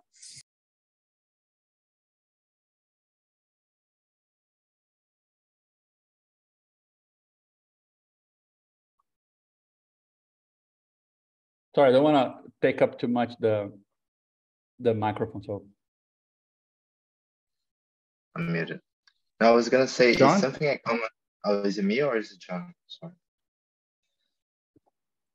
You wanna talk? You can go ahead, John. No, you're up next, so please. And I'm not quite. Yeah. No, I was gonna comment something I added in my comments in documents. Is that I think one way that of formulating the vulgarization thing is in terms of what it is a loss of translational invariance of the social space. Like, so like in physics, most systems, like most frameworks, works with an axiom of like that the properties of a system are the same once you translate it in space. Like, so if you're in a certain position and there are certain properties that are valid, you can just like add, like shift it, and it holds the same things. So there's this translational invariance, and I think it's vulgarization really seems to amount to this loss of translational invariance, so that the properties that are valid in a certain region, once you shift it, they're not necessarily valid anymore. And I think that this really illuminates, that's why I think this vulgarization thesis really, to me, illuminates the whole thing about like the crisis of representation, because there's implicit in it, once you like unfold the consequences, is that representation, the idea of representation relies on a socially, how do you say, what's the opposite of, yeah, is a socially invariant space. Because if you have a certain region that's what, like like a party or something that does the representative, it's somewhere, it's by definition somewhere else from what the referent is, right? So he's in the state, he's in like some committee of, he has some like, he's a representative, so he's being sent to some other place to do the representation work. But once you lose this sort of transitivity, if whenever you translate, the properties change, representation doesn't work anymore as a concept, right? So that's why, like, you can explain why in popular, like in protests, once you get a leader, he gets into politics, he's not able to sort of like represent anymore the protest, because he's not in the same contextual place where what the predicates that he was supposed to like code are valid anymore. So yeah, I just thought that was one image I thought about. The other one is the idea of anisotropy of space, but it's not really the same. It's just like in physics, is when you have a property that is sensitive to the direction. It's not really the idea of the one that we were saying of like different vectors. So I'm not sure if that's the right way. But yeah, I think so. The first part is on this treating in terms of like, which can be represented as this vector that changes through space, right? Mm-hmm. So that properties cannot be tracked anymore. They have to be sort of like always they're contextually dependent. And I think a second thing is this, that I think it's at some point it would be really nice that we fleshed out the sort of implications for the notion of representation, because I think the whole organization, one of the implications of the organizational point of view is that it's anti-representational. I think I'm not sure representation is an organizational concept. Like it seems to, I think that's the whole discussion, right? Like, what is representation from the organizational point of view? Is it like, it seems to be like a sort of like a gimmick of like yeah, I mean, I think that's a cool discussion to be had. Just wanted to put that. Just real quick, I think what you're saying, there is a category of Nelson Goodman that's pretty good for that, which is exemplification, which is the relationship between a sample and a whole. So it seems that you're gesturing towards the idea that there is the sample should exemplify some property that is seamless, belonging to the whole. Otherwise, you don't have, you can't represent the whole with the sample. In a certain sense. So otherwise, the sample is not exemplifying. So exemplification, and the exemplification have a very kind of rigorous definition. So it's something that is ready at hand for use, because have a very, very formal definition, very, very nice one. But anyway, yeah, just a suggestion, something that popped in my head that may be more, I don't know, maybe more, maybe closer to the idea than representation, which always brings with it a lot of baggage, right? Exemplification as well, but anyway, if you define it, so yeah. I'm just trying to find here in the 18th of Brumaire, Marx has a very similar definition to what happens when he he accounts for he shows the decoupling of what happens inside the I don't know how it's called, the Congress, and what's happening outside. And he says, well, the political class, it's simply decoupled. Like when people went inside to debate their interests, they were just debating their own interests because they weren't sampling a larger social space. Just trying to find here, it's a really good formulation. Yeah, I'll look for it later. But yeah, I think I totally agree that this is where this is what the vulgarization thing sounds good, because it has,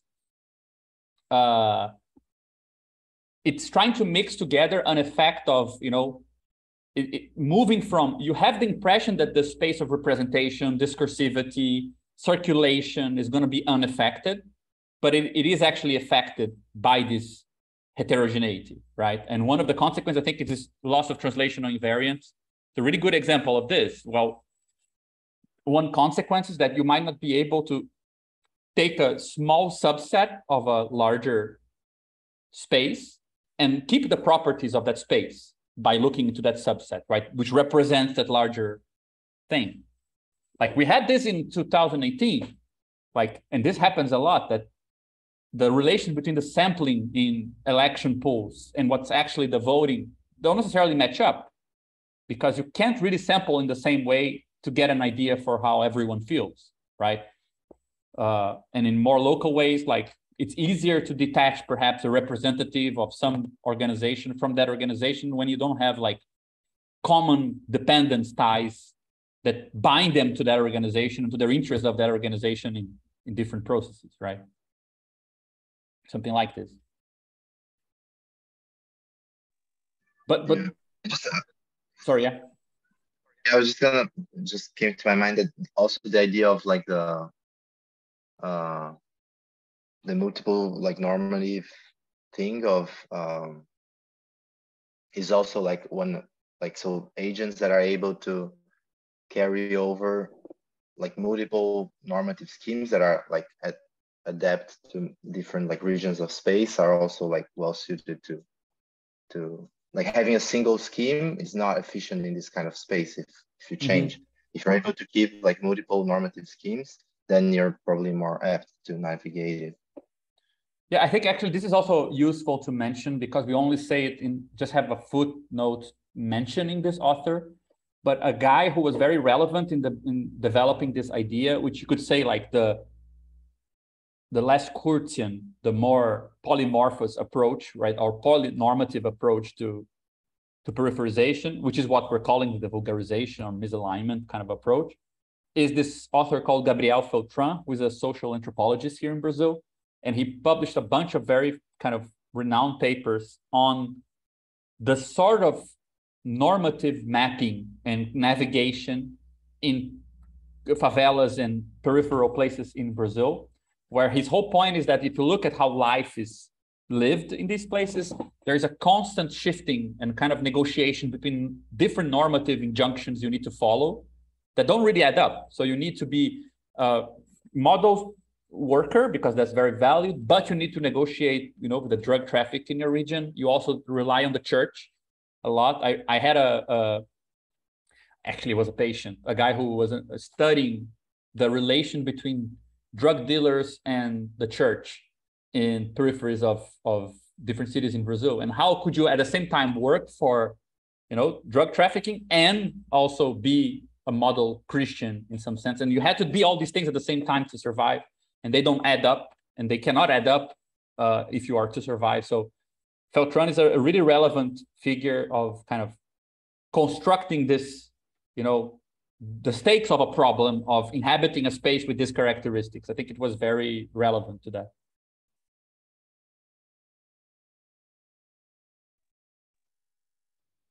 Yeah, I really liked pretty much everything Renzo just brought to the table. I really think it's helpful to kind of categorize the theses in the ways that he did in the notes, and it already got put in the text, so that's good. Yeah, I added it here. But yeah, I think it's helpful. It kind of comes along with some of the responses Gabriel just had. to Anna's comments and stuff. I think it helps kind of conceptually streamline our argument and kind of position it very well. I'm also totally down to have a discussion around representation in our politics. I think there's a lot of, I mean, that like representation was a major question in Occupy, for example, like who got to represent the name, what did the name represent, who was being represented? Because, there was a kind of fantasy precisely around this like idea of sampling when you're talking about, quote, the 99%. What does it mean to pull out a sample from the 99% that's representative of any other group of the 99%, let alone to this particular ideological moment called Occupy, right? Like obviously had 99% of the American population did not agree. So yeah, there's a lot there, and in particular I'd be interested how that looks on questions like delegation. I think that's one of those places that are tedious, like delegatory like protocols and stuff are very tedious and they end up becoming very important. So like what's the kind of relationship between the logic of representation, which I do think conceptually we're very critical of, and then the actual kind of and this goes back to the stuff Gabriel's brought up around meetings and stuff too. Like we can't be in all the meetings. Delegation becomes a necessary. Not only can we not all meet in person, and therefore we have to have kind of communications and limited meetings, but then we have to delegate people from one group to others and stuff. So, and then finally, is probably my most important comment. I think we need to immediately start a metal band and put out an album called Contrarian Alignment Thesis. And I think if anything's going to win over the masses to our politics, that'll be it. So. Yeah, contravariant alignment. I think that's already like, you don't even need a thesis, and it sounds very metal. Yeah. Yeah, I'm gonna go with Renzo. I think the vulgarization thesis is punchier. But I just wanted to bring back some stuff because I think we got a bit lost in the discussing the vulgarization thesis, which has a lot of issues that from what we've talked about here, I don't think they have been so discussed explicitly. But in regards to the text, I was wondering if it would be something that would be interesting to link up the. I think I agree with we shouldn't mix thesis 1 with 2, but in the same sense that we have to do a better transition from 1 to 2, I do think that we still have to do like how to present the vulgarization thesis as something that follows in a sense from thesis 1, because when we discussed this in class, and I think this was maybe one of the things that appeared, is that in a sense, presentation wise, it may be difficult to differentiate both of them, especially in a speaking way, because we are, in a sense, the vulgarization thesis seems to be an after effect of the peripherization thesis in the specific sense that, well, this supposed homogeneity, it reveals itself to be a local case once the transitivity between different regions is not possible anymore. And this is like more of a question, and not really, I don't really know what our answer would be for this. And I think touches also on the problem of representation, as Renzo put, is that I wonder if the homogeneity in this case, like that the possibility of circulating goods, favors, and protection, if this is like if the homogeneity is an effect of the transitions being possible, or if this is like simply one local case that is for some reason generalizable. And I don't know if we have that completely. I mean, maybe for some of you it's clear, but I don't think in the text that is totally clear. And I'm saying this because, for example, when I was thinking of this because I have a lot of problems, especially after talking with Michael and John, about the community aspect, community on the Karatani's discussion on the imagined communities. And I have a lot of problems with the imaginative aspect. And I think it touches on the problem of representation. That's why I'm mentioning it here. Because in a sense, when you look out at, like, for example, I think of Brazil, of course, but I think that could be extended to many other places. We don't only have an imagined community. We have like an imagined market and an imagined contract sphere. Because, like, for example, just to cite one example, the normative legal structures, they are not followed to the rule. They're not something that you can count on, in the sense that it does not effectively stabilize the social world as it might in another country which has a more stable structure, etc. Like, for example, you cannot count on the law. I'm thinking about this stuff because I've been reading a lot about the Greek market in the ancient classical Greece. And there's a lot of discussion about the actual guaranteeing of lowering social costs in the Greek sea trade, like between Athens and other policies. And one of the things that like really stood out from that discussion is that it doesn't, it's not enough to have like a free trade if there is no set of like actions to guarantee that there will be no pirates, that taxes will be homogeneous, that coins will be minted and checked on, etc. So it takes a lot of work to go from the real markets to the imagined markets, etc. And what I'm saying, I'm pointing this because it seems like that, for example, if you take in some of the transaction costs in like periphery, and I'm talking like the ones discussed in the Gabriel Feltran world, which is like urban periphery, which the police has shady relations with drug dealers, etc. You cannot count on the costs, the transaction cost being stable or being completely visible. So I was thinking that trying to frame the vulgarization process in this, I mean, I think there's two issues. First, the question which I don't know how to answer. That's why I'm pointing at it. Between this aspect of the homogeneity, is it simply the transitive aspect, or is it like a local space being generalized? And the second issue I'm pointing at is the fact that I wonder if the vulgarization thesis is the moment where some social regulators are revealed as imaginative, also in the sense of imaginative communities. And just to finish before, because I'm going on too long, I think there's a great point about this in the Lilian Sechir, I can't say her last name, but the Why Class Matters, the paper on Why Class Matters, because one of the key points that she marks is that the criticisms of class relation analysis, like the criticism of class relations analysis, they miss the point that there isn't an ideal market where everybody is on the same level. So I think there's an important distinction there that relates to the vulgarization thesis, but that's just like a further point that.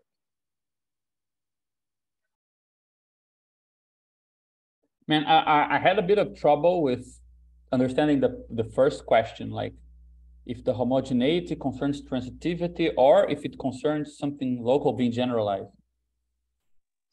Yeah, because, for example, we use some examples, like, for example, because like this is something I talked to Gabriel. I think one of the names we should call for this thesis is the freebie thesis.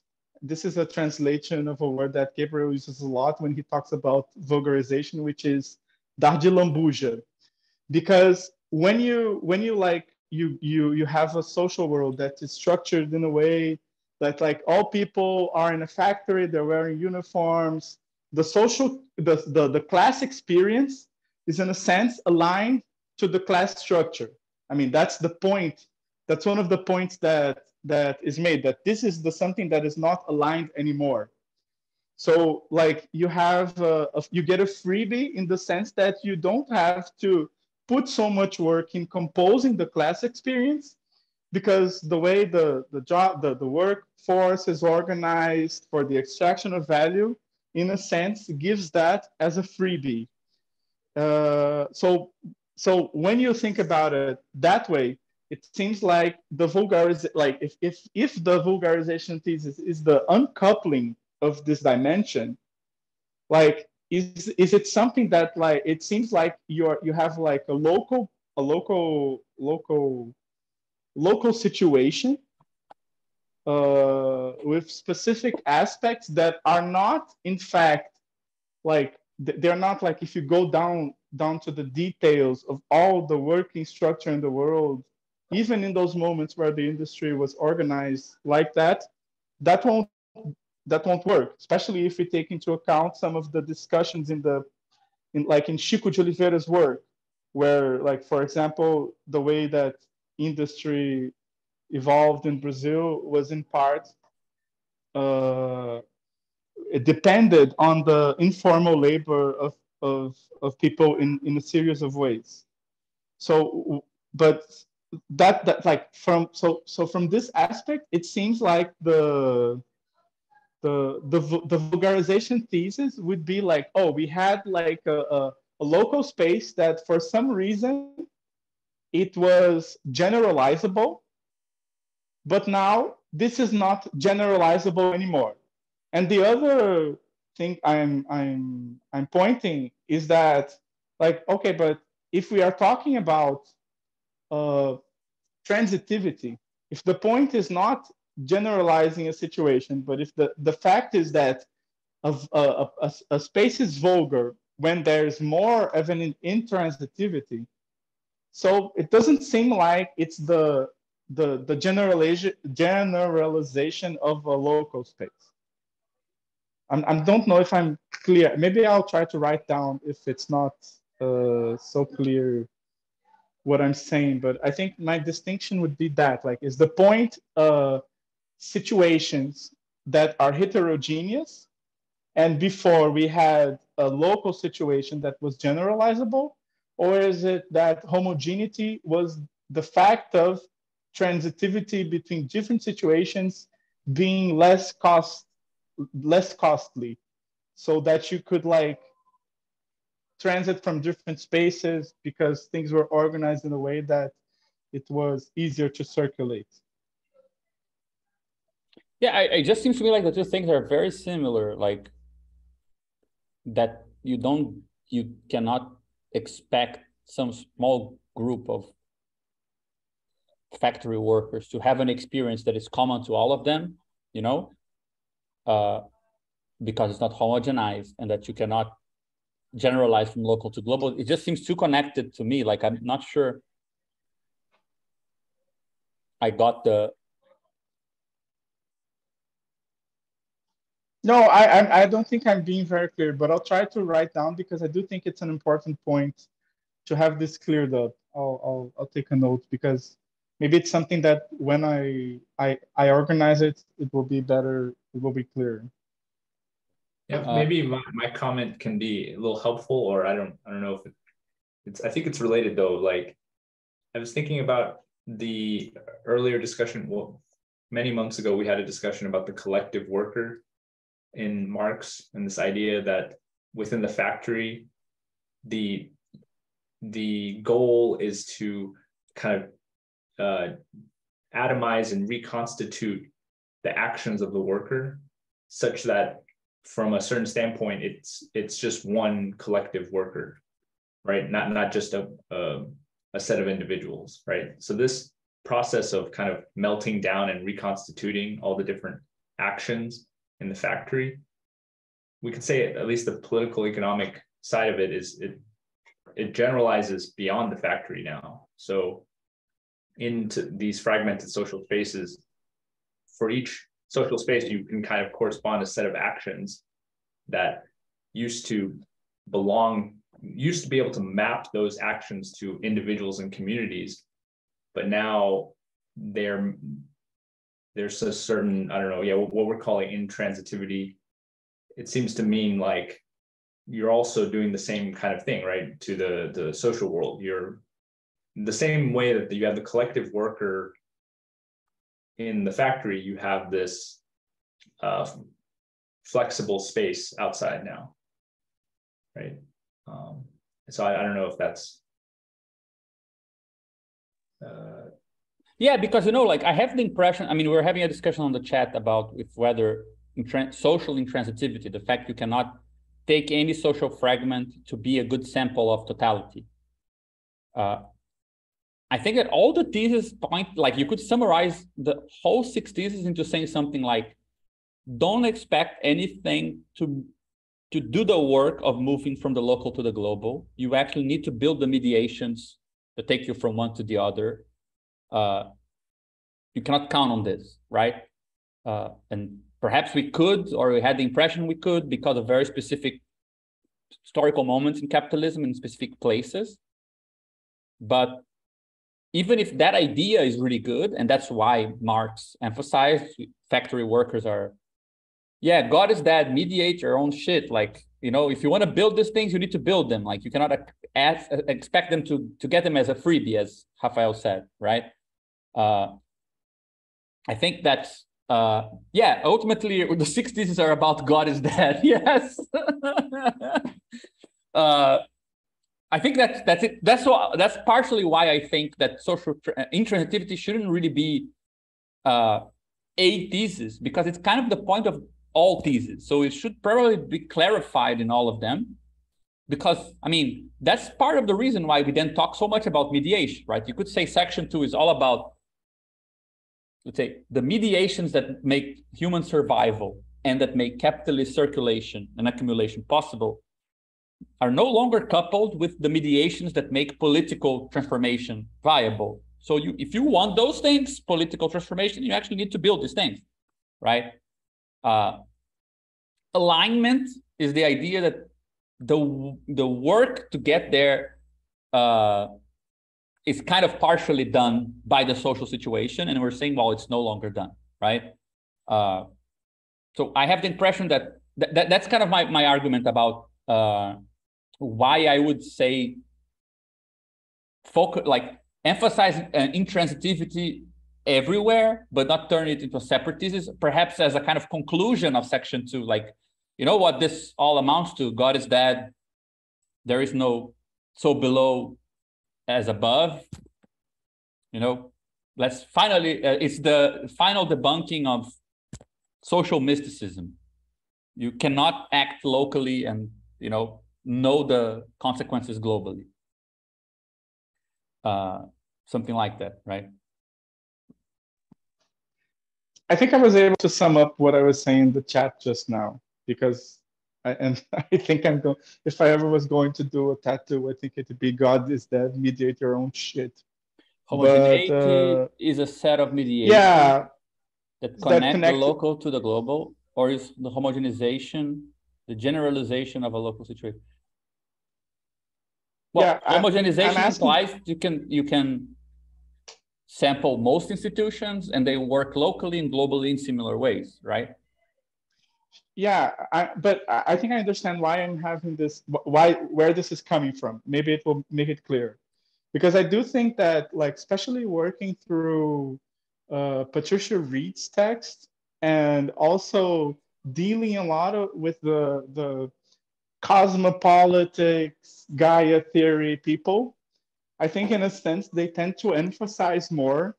There's like the world, there are infinite discrete worlds, and it's a sin if we try to generalize one of them, because this is like killing all the different worlds. Of course, I'm being a bit evil here, but if you take like some of the discussions that appear in this Cosmo Gaia world, it seems that the emphasis is more on the fact that there are discrete situations, sorry, discrete situations, and that the problem of capitalism is because we are expanding a certain world structure that is like, I don't know, European, white, male, capital extracting value, all that shit that everybody hates. So like the problem is that there is the expansion of that uh, of that like of that situation. And in a sense, I was like from what we are talking, and I think this is like I mean, it's impossible to compete with John at the moment. I mean, I want this hat. I think I'm going to do this hat to vote next Sunday. The real platonic heaven.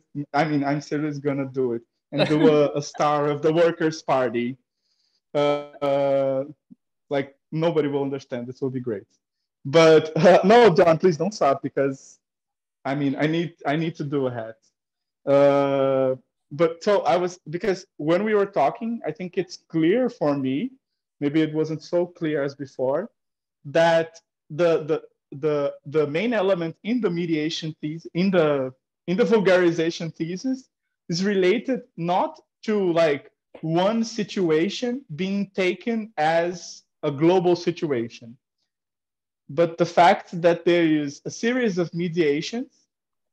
This is like the issue. Like you connect things in certain ways that are not very costly, in the sense that you don't have to do the composition, and then you can travel freely between them. And the problem in the sense that today is like, well, these mediations, and I think Gabriel Filtran's work is on point in that they're not a given. They're especially not a given in certain places. And when they are not a given, you have to build these mediations are built, and they can be built in many forms that are not preordained, etc. But I don't know if that cleared things up or not. Yeah, but you know, like one thing that goes well with that, like, for example, the sort of example I would give of, I mean, it actually it's perhaps a good segue to the next thesis. But for example, this happened in Brazil, elsewhere, many times, which is, and I think that the vulgarization thesis is just a reinterpretation, kind of a clearer, less historically anachronistic interpretation of the 18th of Brumaire, because Marx there were saying something like, well, you have weird social classes in 19th century France, where, you know, if you're a small small peasant, small holding peasant, I forgot how you call it, like the peasants who have a bit of property, right? You feel like you're an autonomous producer, but so ideologically you're leaning to the ruling class ideology. Economically, you're more sided with the workers and the socialists. So neither socialists nor regular bourgeois ruling class really represent you. They're not, let's say, if you sample them, they don't exemplify your own composition, right? And then he says, well, it kind of took a leader who didn't represent anyone to represent.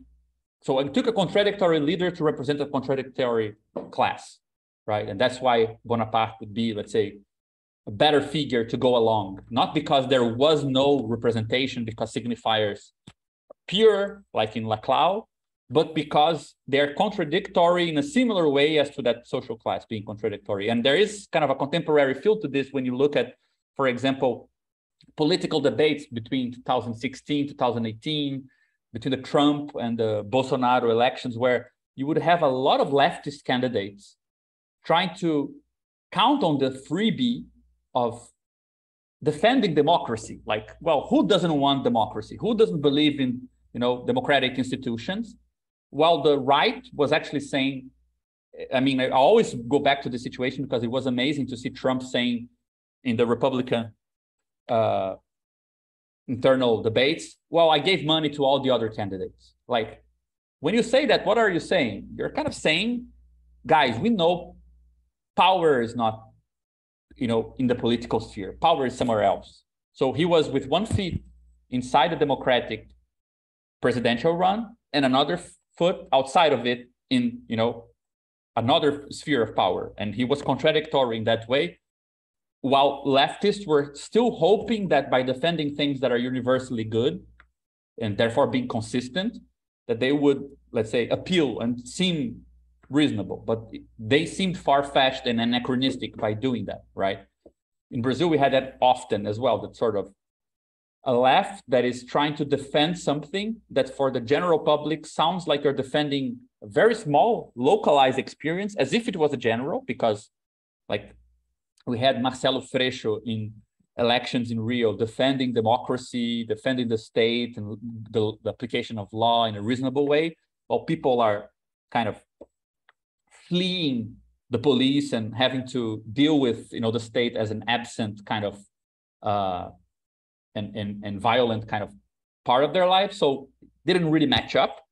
On the other hand, you have this kind of candidates who are scoundrels, but in their very kind of inconsistency, at least they show that they have one foot inside, one logic and another foot in another. So that kind of debate, I think it's a really good kind of exemplification of what follows from vulgarization. The idea that you can't really sample, you have this problem of representation, but you also have this weird actualization of the Marx thesis about the 18 Brumaire. I think that's the sort of example I would go to show why when we try to kind of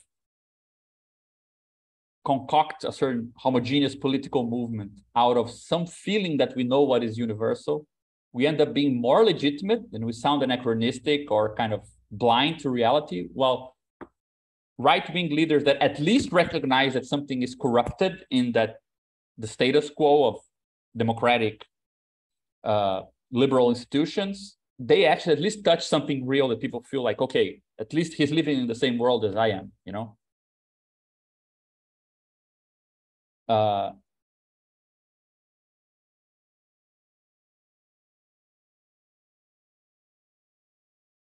Anna, did you want to say something? I think you have your hand up. Oh yeah, I forgot. I'm sorry. I was so busy typing in the chat. Yeah, no, I was thinking about the Patricia Reed thing and like the connections that I was trying to draw to deconstruction. And like, I guess in a way, this is kind of the broader like sort of relativism versus realism thing that I think we see in like a lot of the continental theoryscape. And I don't know, like it's hard because I think there is this place somewhere in this debate for identifying where both of them really are right. And it seems really hard to actually get a handle on. But where I was just going with that last message is kind of saying, like, I think that, these things about intransitivity, I mean, part of the claim here isn't so much that it's, this itself is just another perspective, and like all of these different things are sort of their own scales that we have to withhold ourselves from ever like potentially violating, right? In a way, like I think like, maybe sort of almost in like a Zizek'ian sense, there is a kind of violence to arguing for these theses in the first place. And like, if this isn't recognized, then I think there tends to be this like fallback onto like, don't step on anybody else's toes, which just opens up the space for somebody else to start stepping on everybody else's toes, which is like a classic kind of human problem, right? So like, how do you balance that? There's so many other variations on this kind of debate. How do you balance like stepping on people's toes to prevent other people from stepping on people's toes without that ending up just being another excuse to step on people's toes? Like, does it make sense what I'm trying to get at here? I think it makes sense. I just want to say that I think even though as you all, I do think that I have some reservations with Patricia Reed's work. I don't think she falls into that thing. I think there's actually there's a maneuver to go over that where she's trying to reconstruct the universal in a sense that you don't fall into that specific trap that you pointed. That may be more the Levinasian, Derridian fault trap. But I do think that the important point, but this is maybe something that I think it's in that at least I need to get a clear image, is that I think the point is precisely on the transitivity aspect. I think that should be, maybe we talk about, and I'm getting back to the text, we talk about the vulgarization thesis in comparison to the popularization thesis. And I do think that that and the class experience uncoupling from the class structure, that I think that that's a clear image where we don't need to get too much into the depths of, for example, what I'm trying to understand, very confused here, in a very confused manner. But I do think that maybe there should be a point to emphasize the transitivity aspect, especially because I think it allows us to continue from thesis one, in the sense that it's different from it, but that goes after it, and in a sense even encapsulates it in the division, the 2 + 2 + 2 division that Renzo, I think, pointed out earlier. Yeah, but just two questions, just because Renzo is leaving, John has to leave, and I mean it's almost 9 already. Yeah, I'm hungry also. Yeah, so I mean, just for the sake of organizing this for next meeting, we only separated 2 meetings to discuss this, but now clearly we would need more. So should we stop at thesis 2 and then just continue next week? And how should we do regarding the rest of the text? Is just taking this as an example, probably going to need longer to debate. How about I'll just add this question to the WhatsApp group so we can see what people think in terms of how to spread this, because I think it's going to start getting in the way of other meetings that are already scheduled, right? We have one meeting for the presentation of Victor, that's already scheduled, and then Juliano, a friend of ours, was going to present. I can ask him perhaps to see if he's up for delaying this a bit so we can add other meetings here before. I think he would be up for it. So I'll just see with him if he's okay with that so we cannot lose momentum, you know? I think we're not going to finish, like John said, we're not going to finish this before the first part of the text before 2 weeks. Yeah. Like, so in one sense, I think, okay, like, we're going to take a really long time to go over this text, but I do think it might be worth it if we space out the meetings. Like if we do like one, like, especially like if we have no meetings, we can do some in a row, or we can try to like put one regular meeting and then another on the text. I don't know, because I do think it's rich discussions and they're going to like help us connect our ideas and how we are talking about these problems. So I wouldn't mind like going over these texts in detail if we space out the meeting. I see. I think. Yeah, that makes sense. I'm gonna add just add this debate to WhatsApp anyway. Just before we conclude, just because Dennis mentioned here the thing about stepping stones on toes, and Anna also mentioned it. I think that's actually my critique of Patricia Reed, and where I think we're, having a slightly different approach helps a lot, because, a problem with this discussion of worlds, and I mean, when you go into, it's funny because if you look at, there is a kind of a continuity here, like you have a lot of, let's say, you have a lot of philosophical approaches today, which are like infinite worlds. There are just as many worlds as you want. And there are those who are like one world, which is like reason. So ultimately, we're going to put everything under reason, which is more neo-rationalist in my opinion. And then the other ones, which are, there are just that many worlds we need to learn how to respect, negotiate, translate between them, which is more cosmopolitical, as it's called, right? I think Patricia Reed is trying to bridge between the two, but I think we offer something slightly different. And part of that is that, what counts as a toe changes depending on how worlds are composed. And the funny thing is that, I mean, we're not either with the infinity nor the one. We're like with, you know, there are a couple of worlds, and there are not that like there are a finite number of structures you can work from. You don't need to work from the idea that there are just infinite structures and worlds are built in as many ways as you want. We're saying, no, there are some social logics we can recognize, and we can compose them in different ways, but not in every way, because there are some things that do need to circulate, right? We kind of managed to bridge the two, because we, like, the peripherization thesis is all about saying that you can have very heterogeneous social terrain, but since our concept of world is very kind of strong, right, and it has many conditions for something to count as a world, you still have one world. We have the capitalist world with many kind of parts inside of it that don't really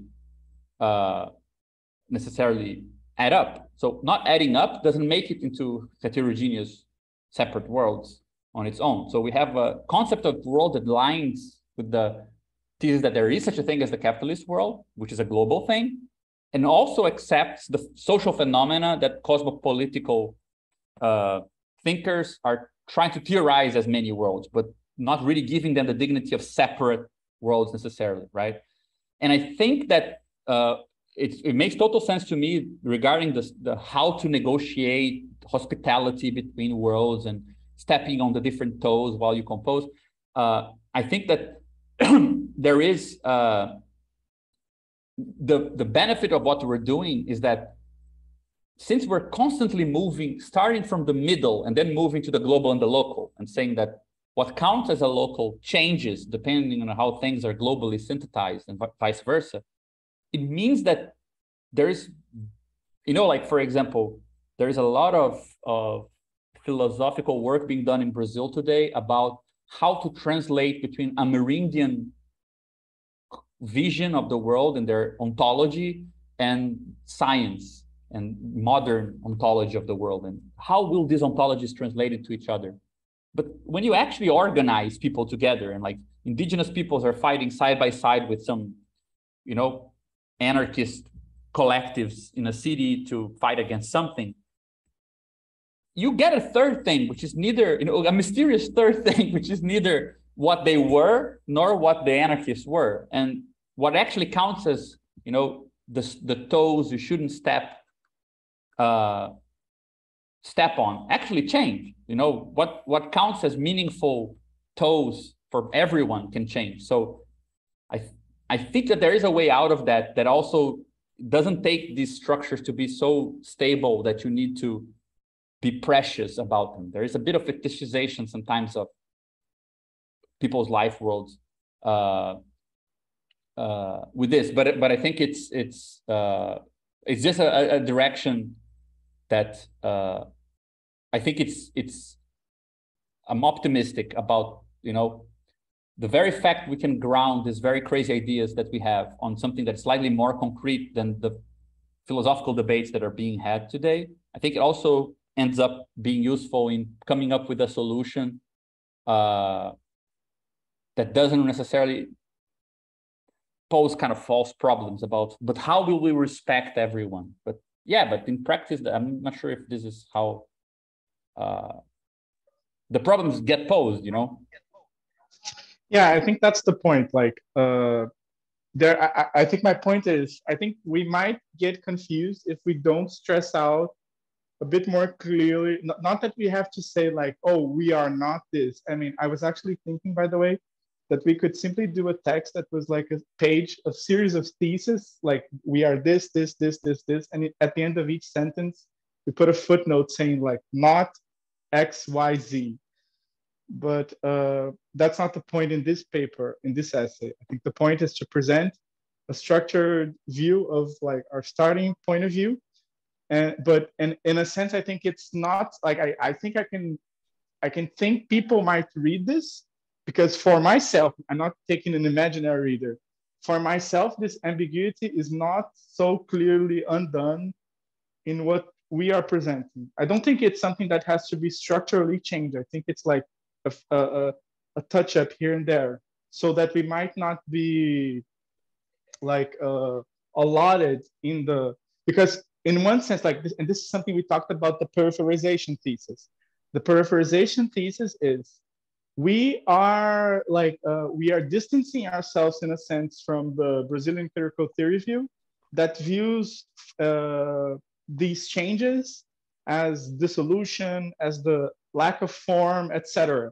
And we are more in the polymorphous camp. So in the first point, we are distancing ourselves from the formless. But in the second thesis, we are distancing ourselves from their infinite ready-made worlds, and like you're already stepping on someone's toes. So I just think it's like, since we are going to stress the other ones, the other point, I think it'd be good to just like work out how to be a bit more clear without engaging in polemics.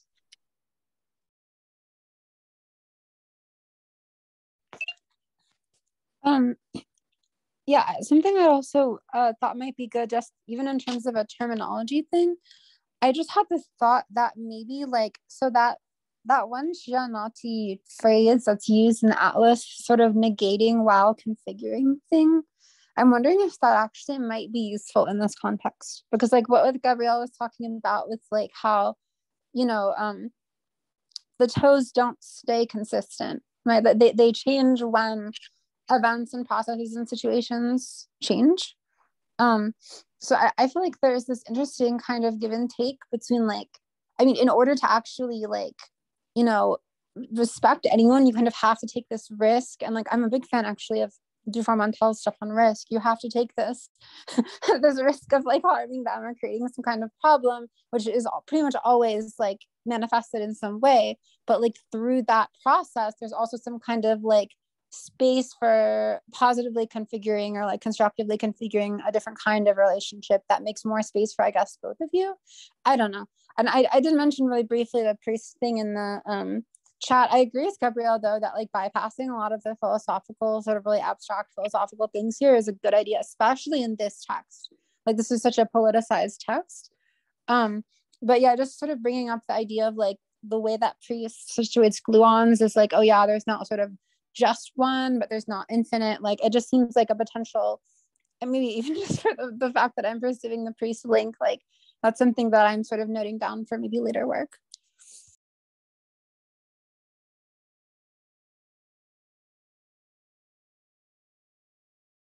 Yeah, I mean, on the priest thing, I hope we can make that connection clearer in the future. I'm still a bit unclear on the political benefits of thinking like as a general kind of tool. The priest's approach to kind of paraconsistency and unity sounds well. Yeah, I mean, the really key thing, actually, part of why I've been so insistent about intransitivity is that, like, I think that's actually the key link to priest, and like the account that priest gives of like the connection between intransitivity and contradiction as like different theories of equality, right? That you can have a contradictory equality that, like, as a result, is an intransitive equality that's still an equality.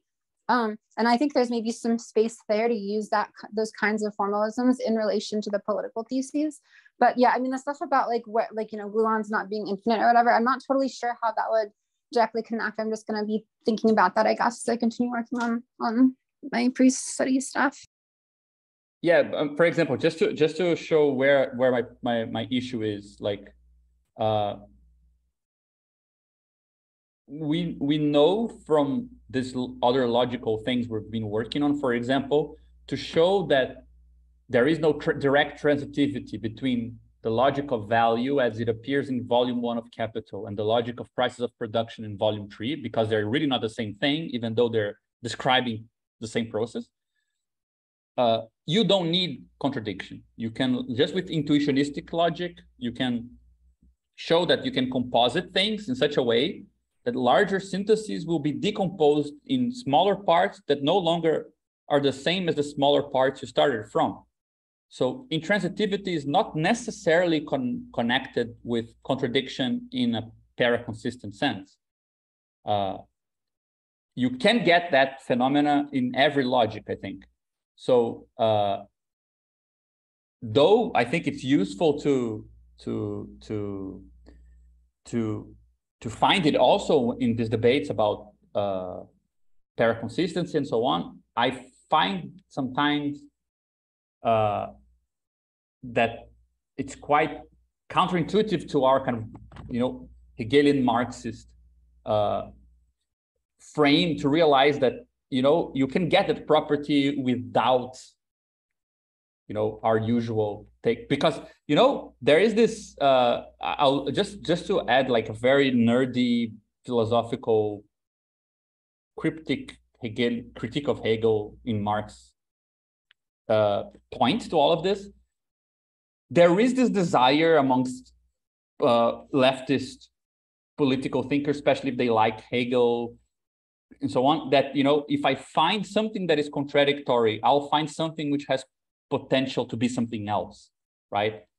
And I think one of the things we haven't discussed, we could have a meeting only on this, like this, the theory of contradictions in our own frame, because we have contradictions between people as experience and objective phenomenology. We have contradiction between different kind of compositions of phenomena inside every one of the logics.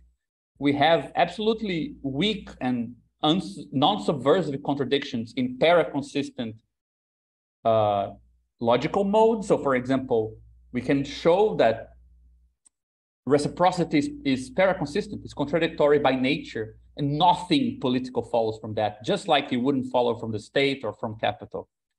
And then we have like a weirder theory of contradiction that appears between political procedures and more stable social formations, which are not paraconsistent in themselves. So, like it's a bit of a mess.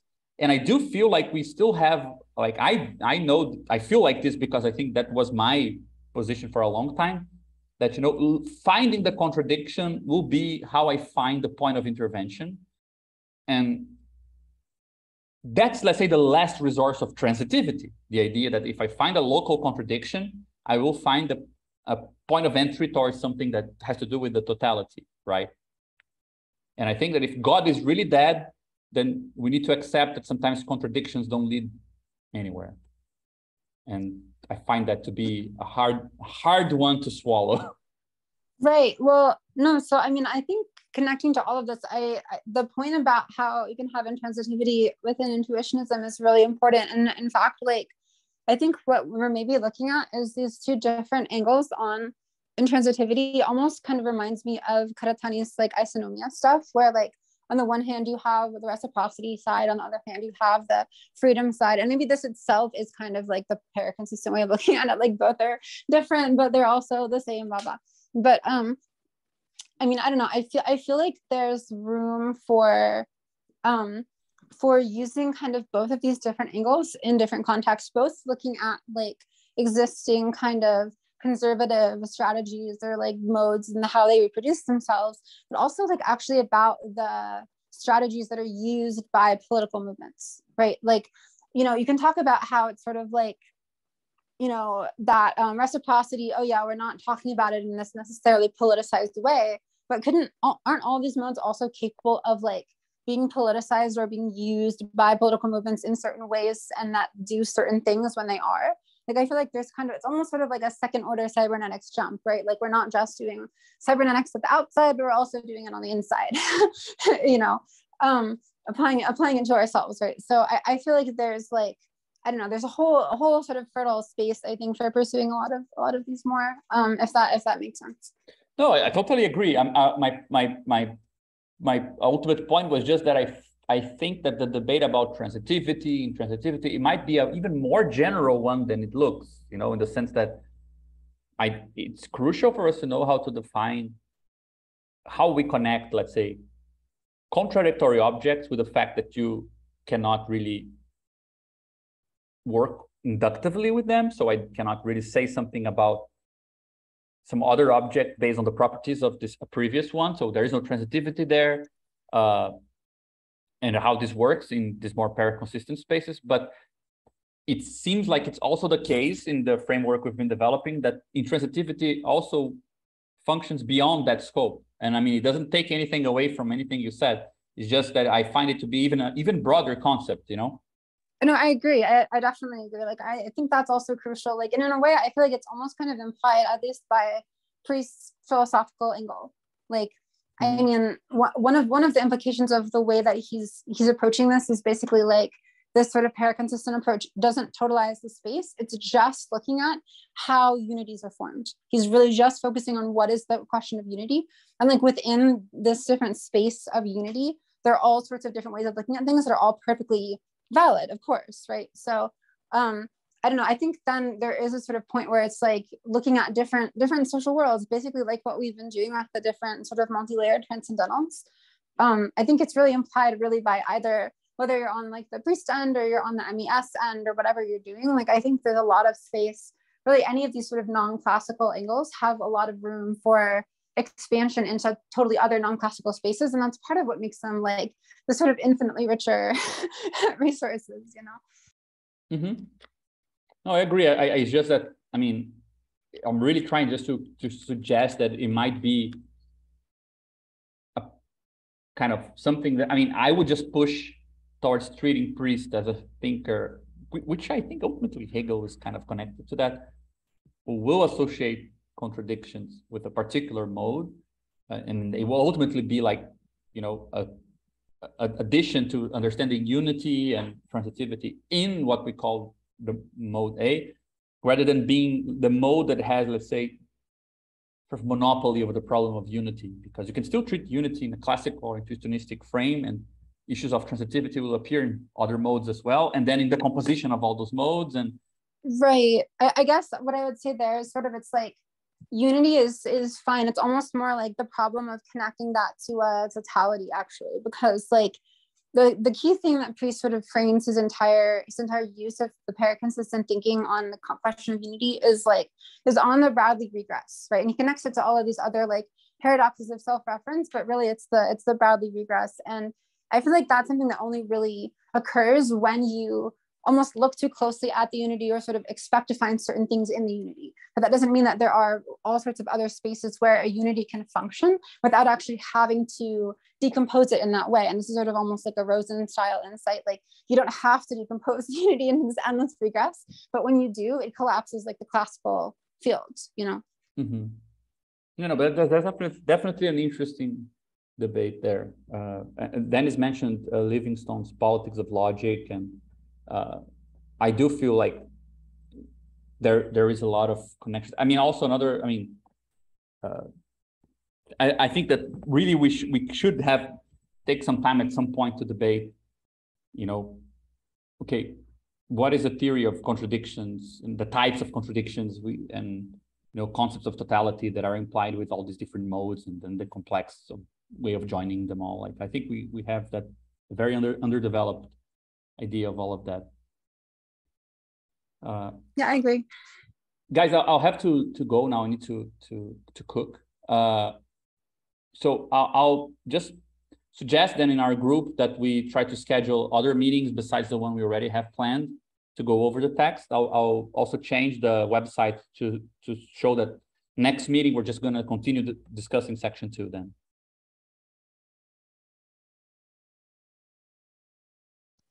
Sounds good. Great, everyone. Great meeting, everyone. Great. See ya. Bye. Take care.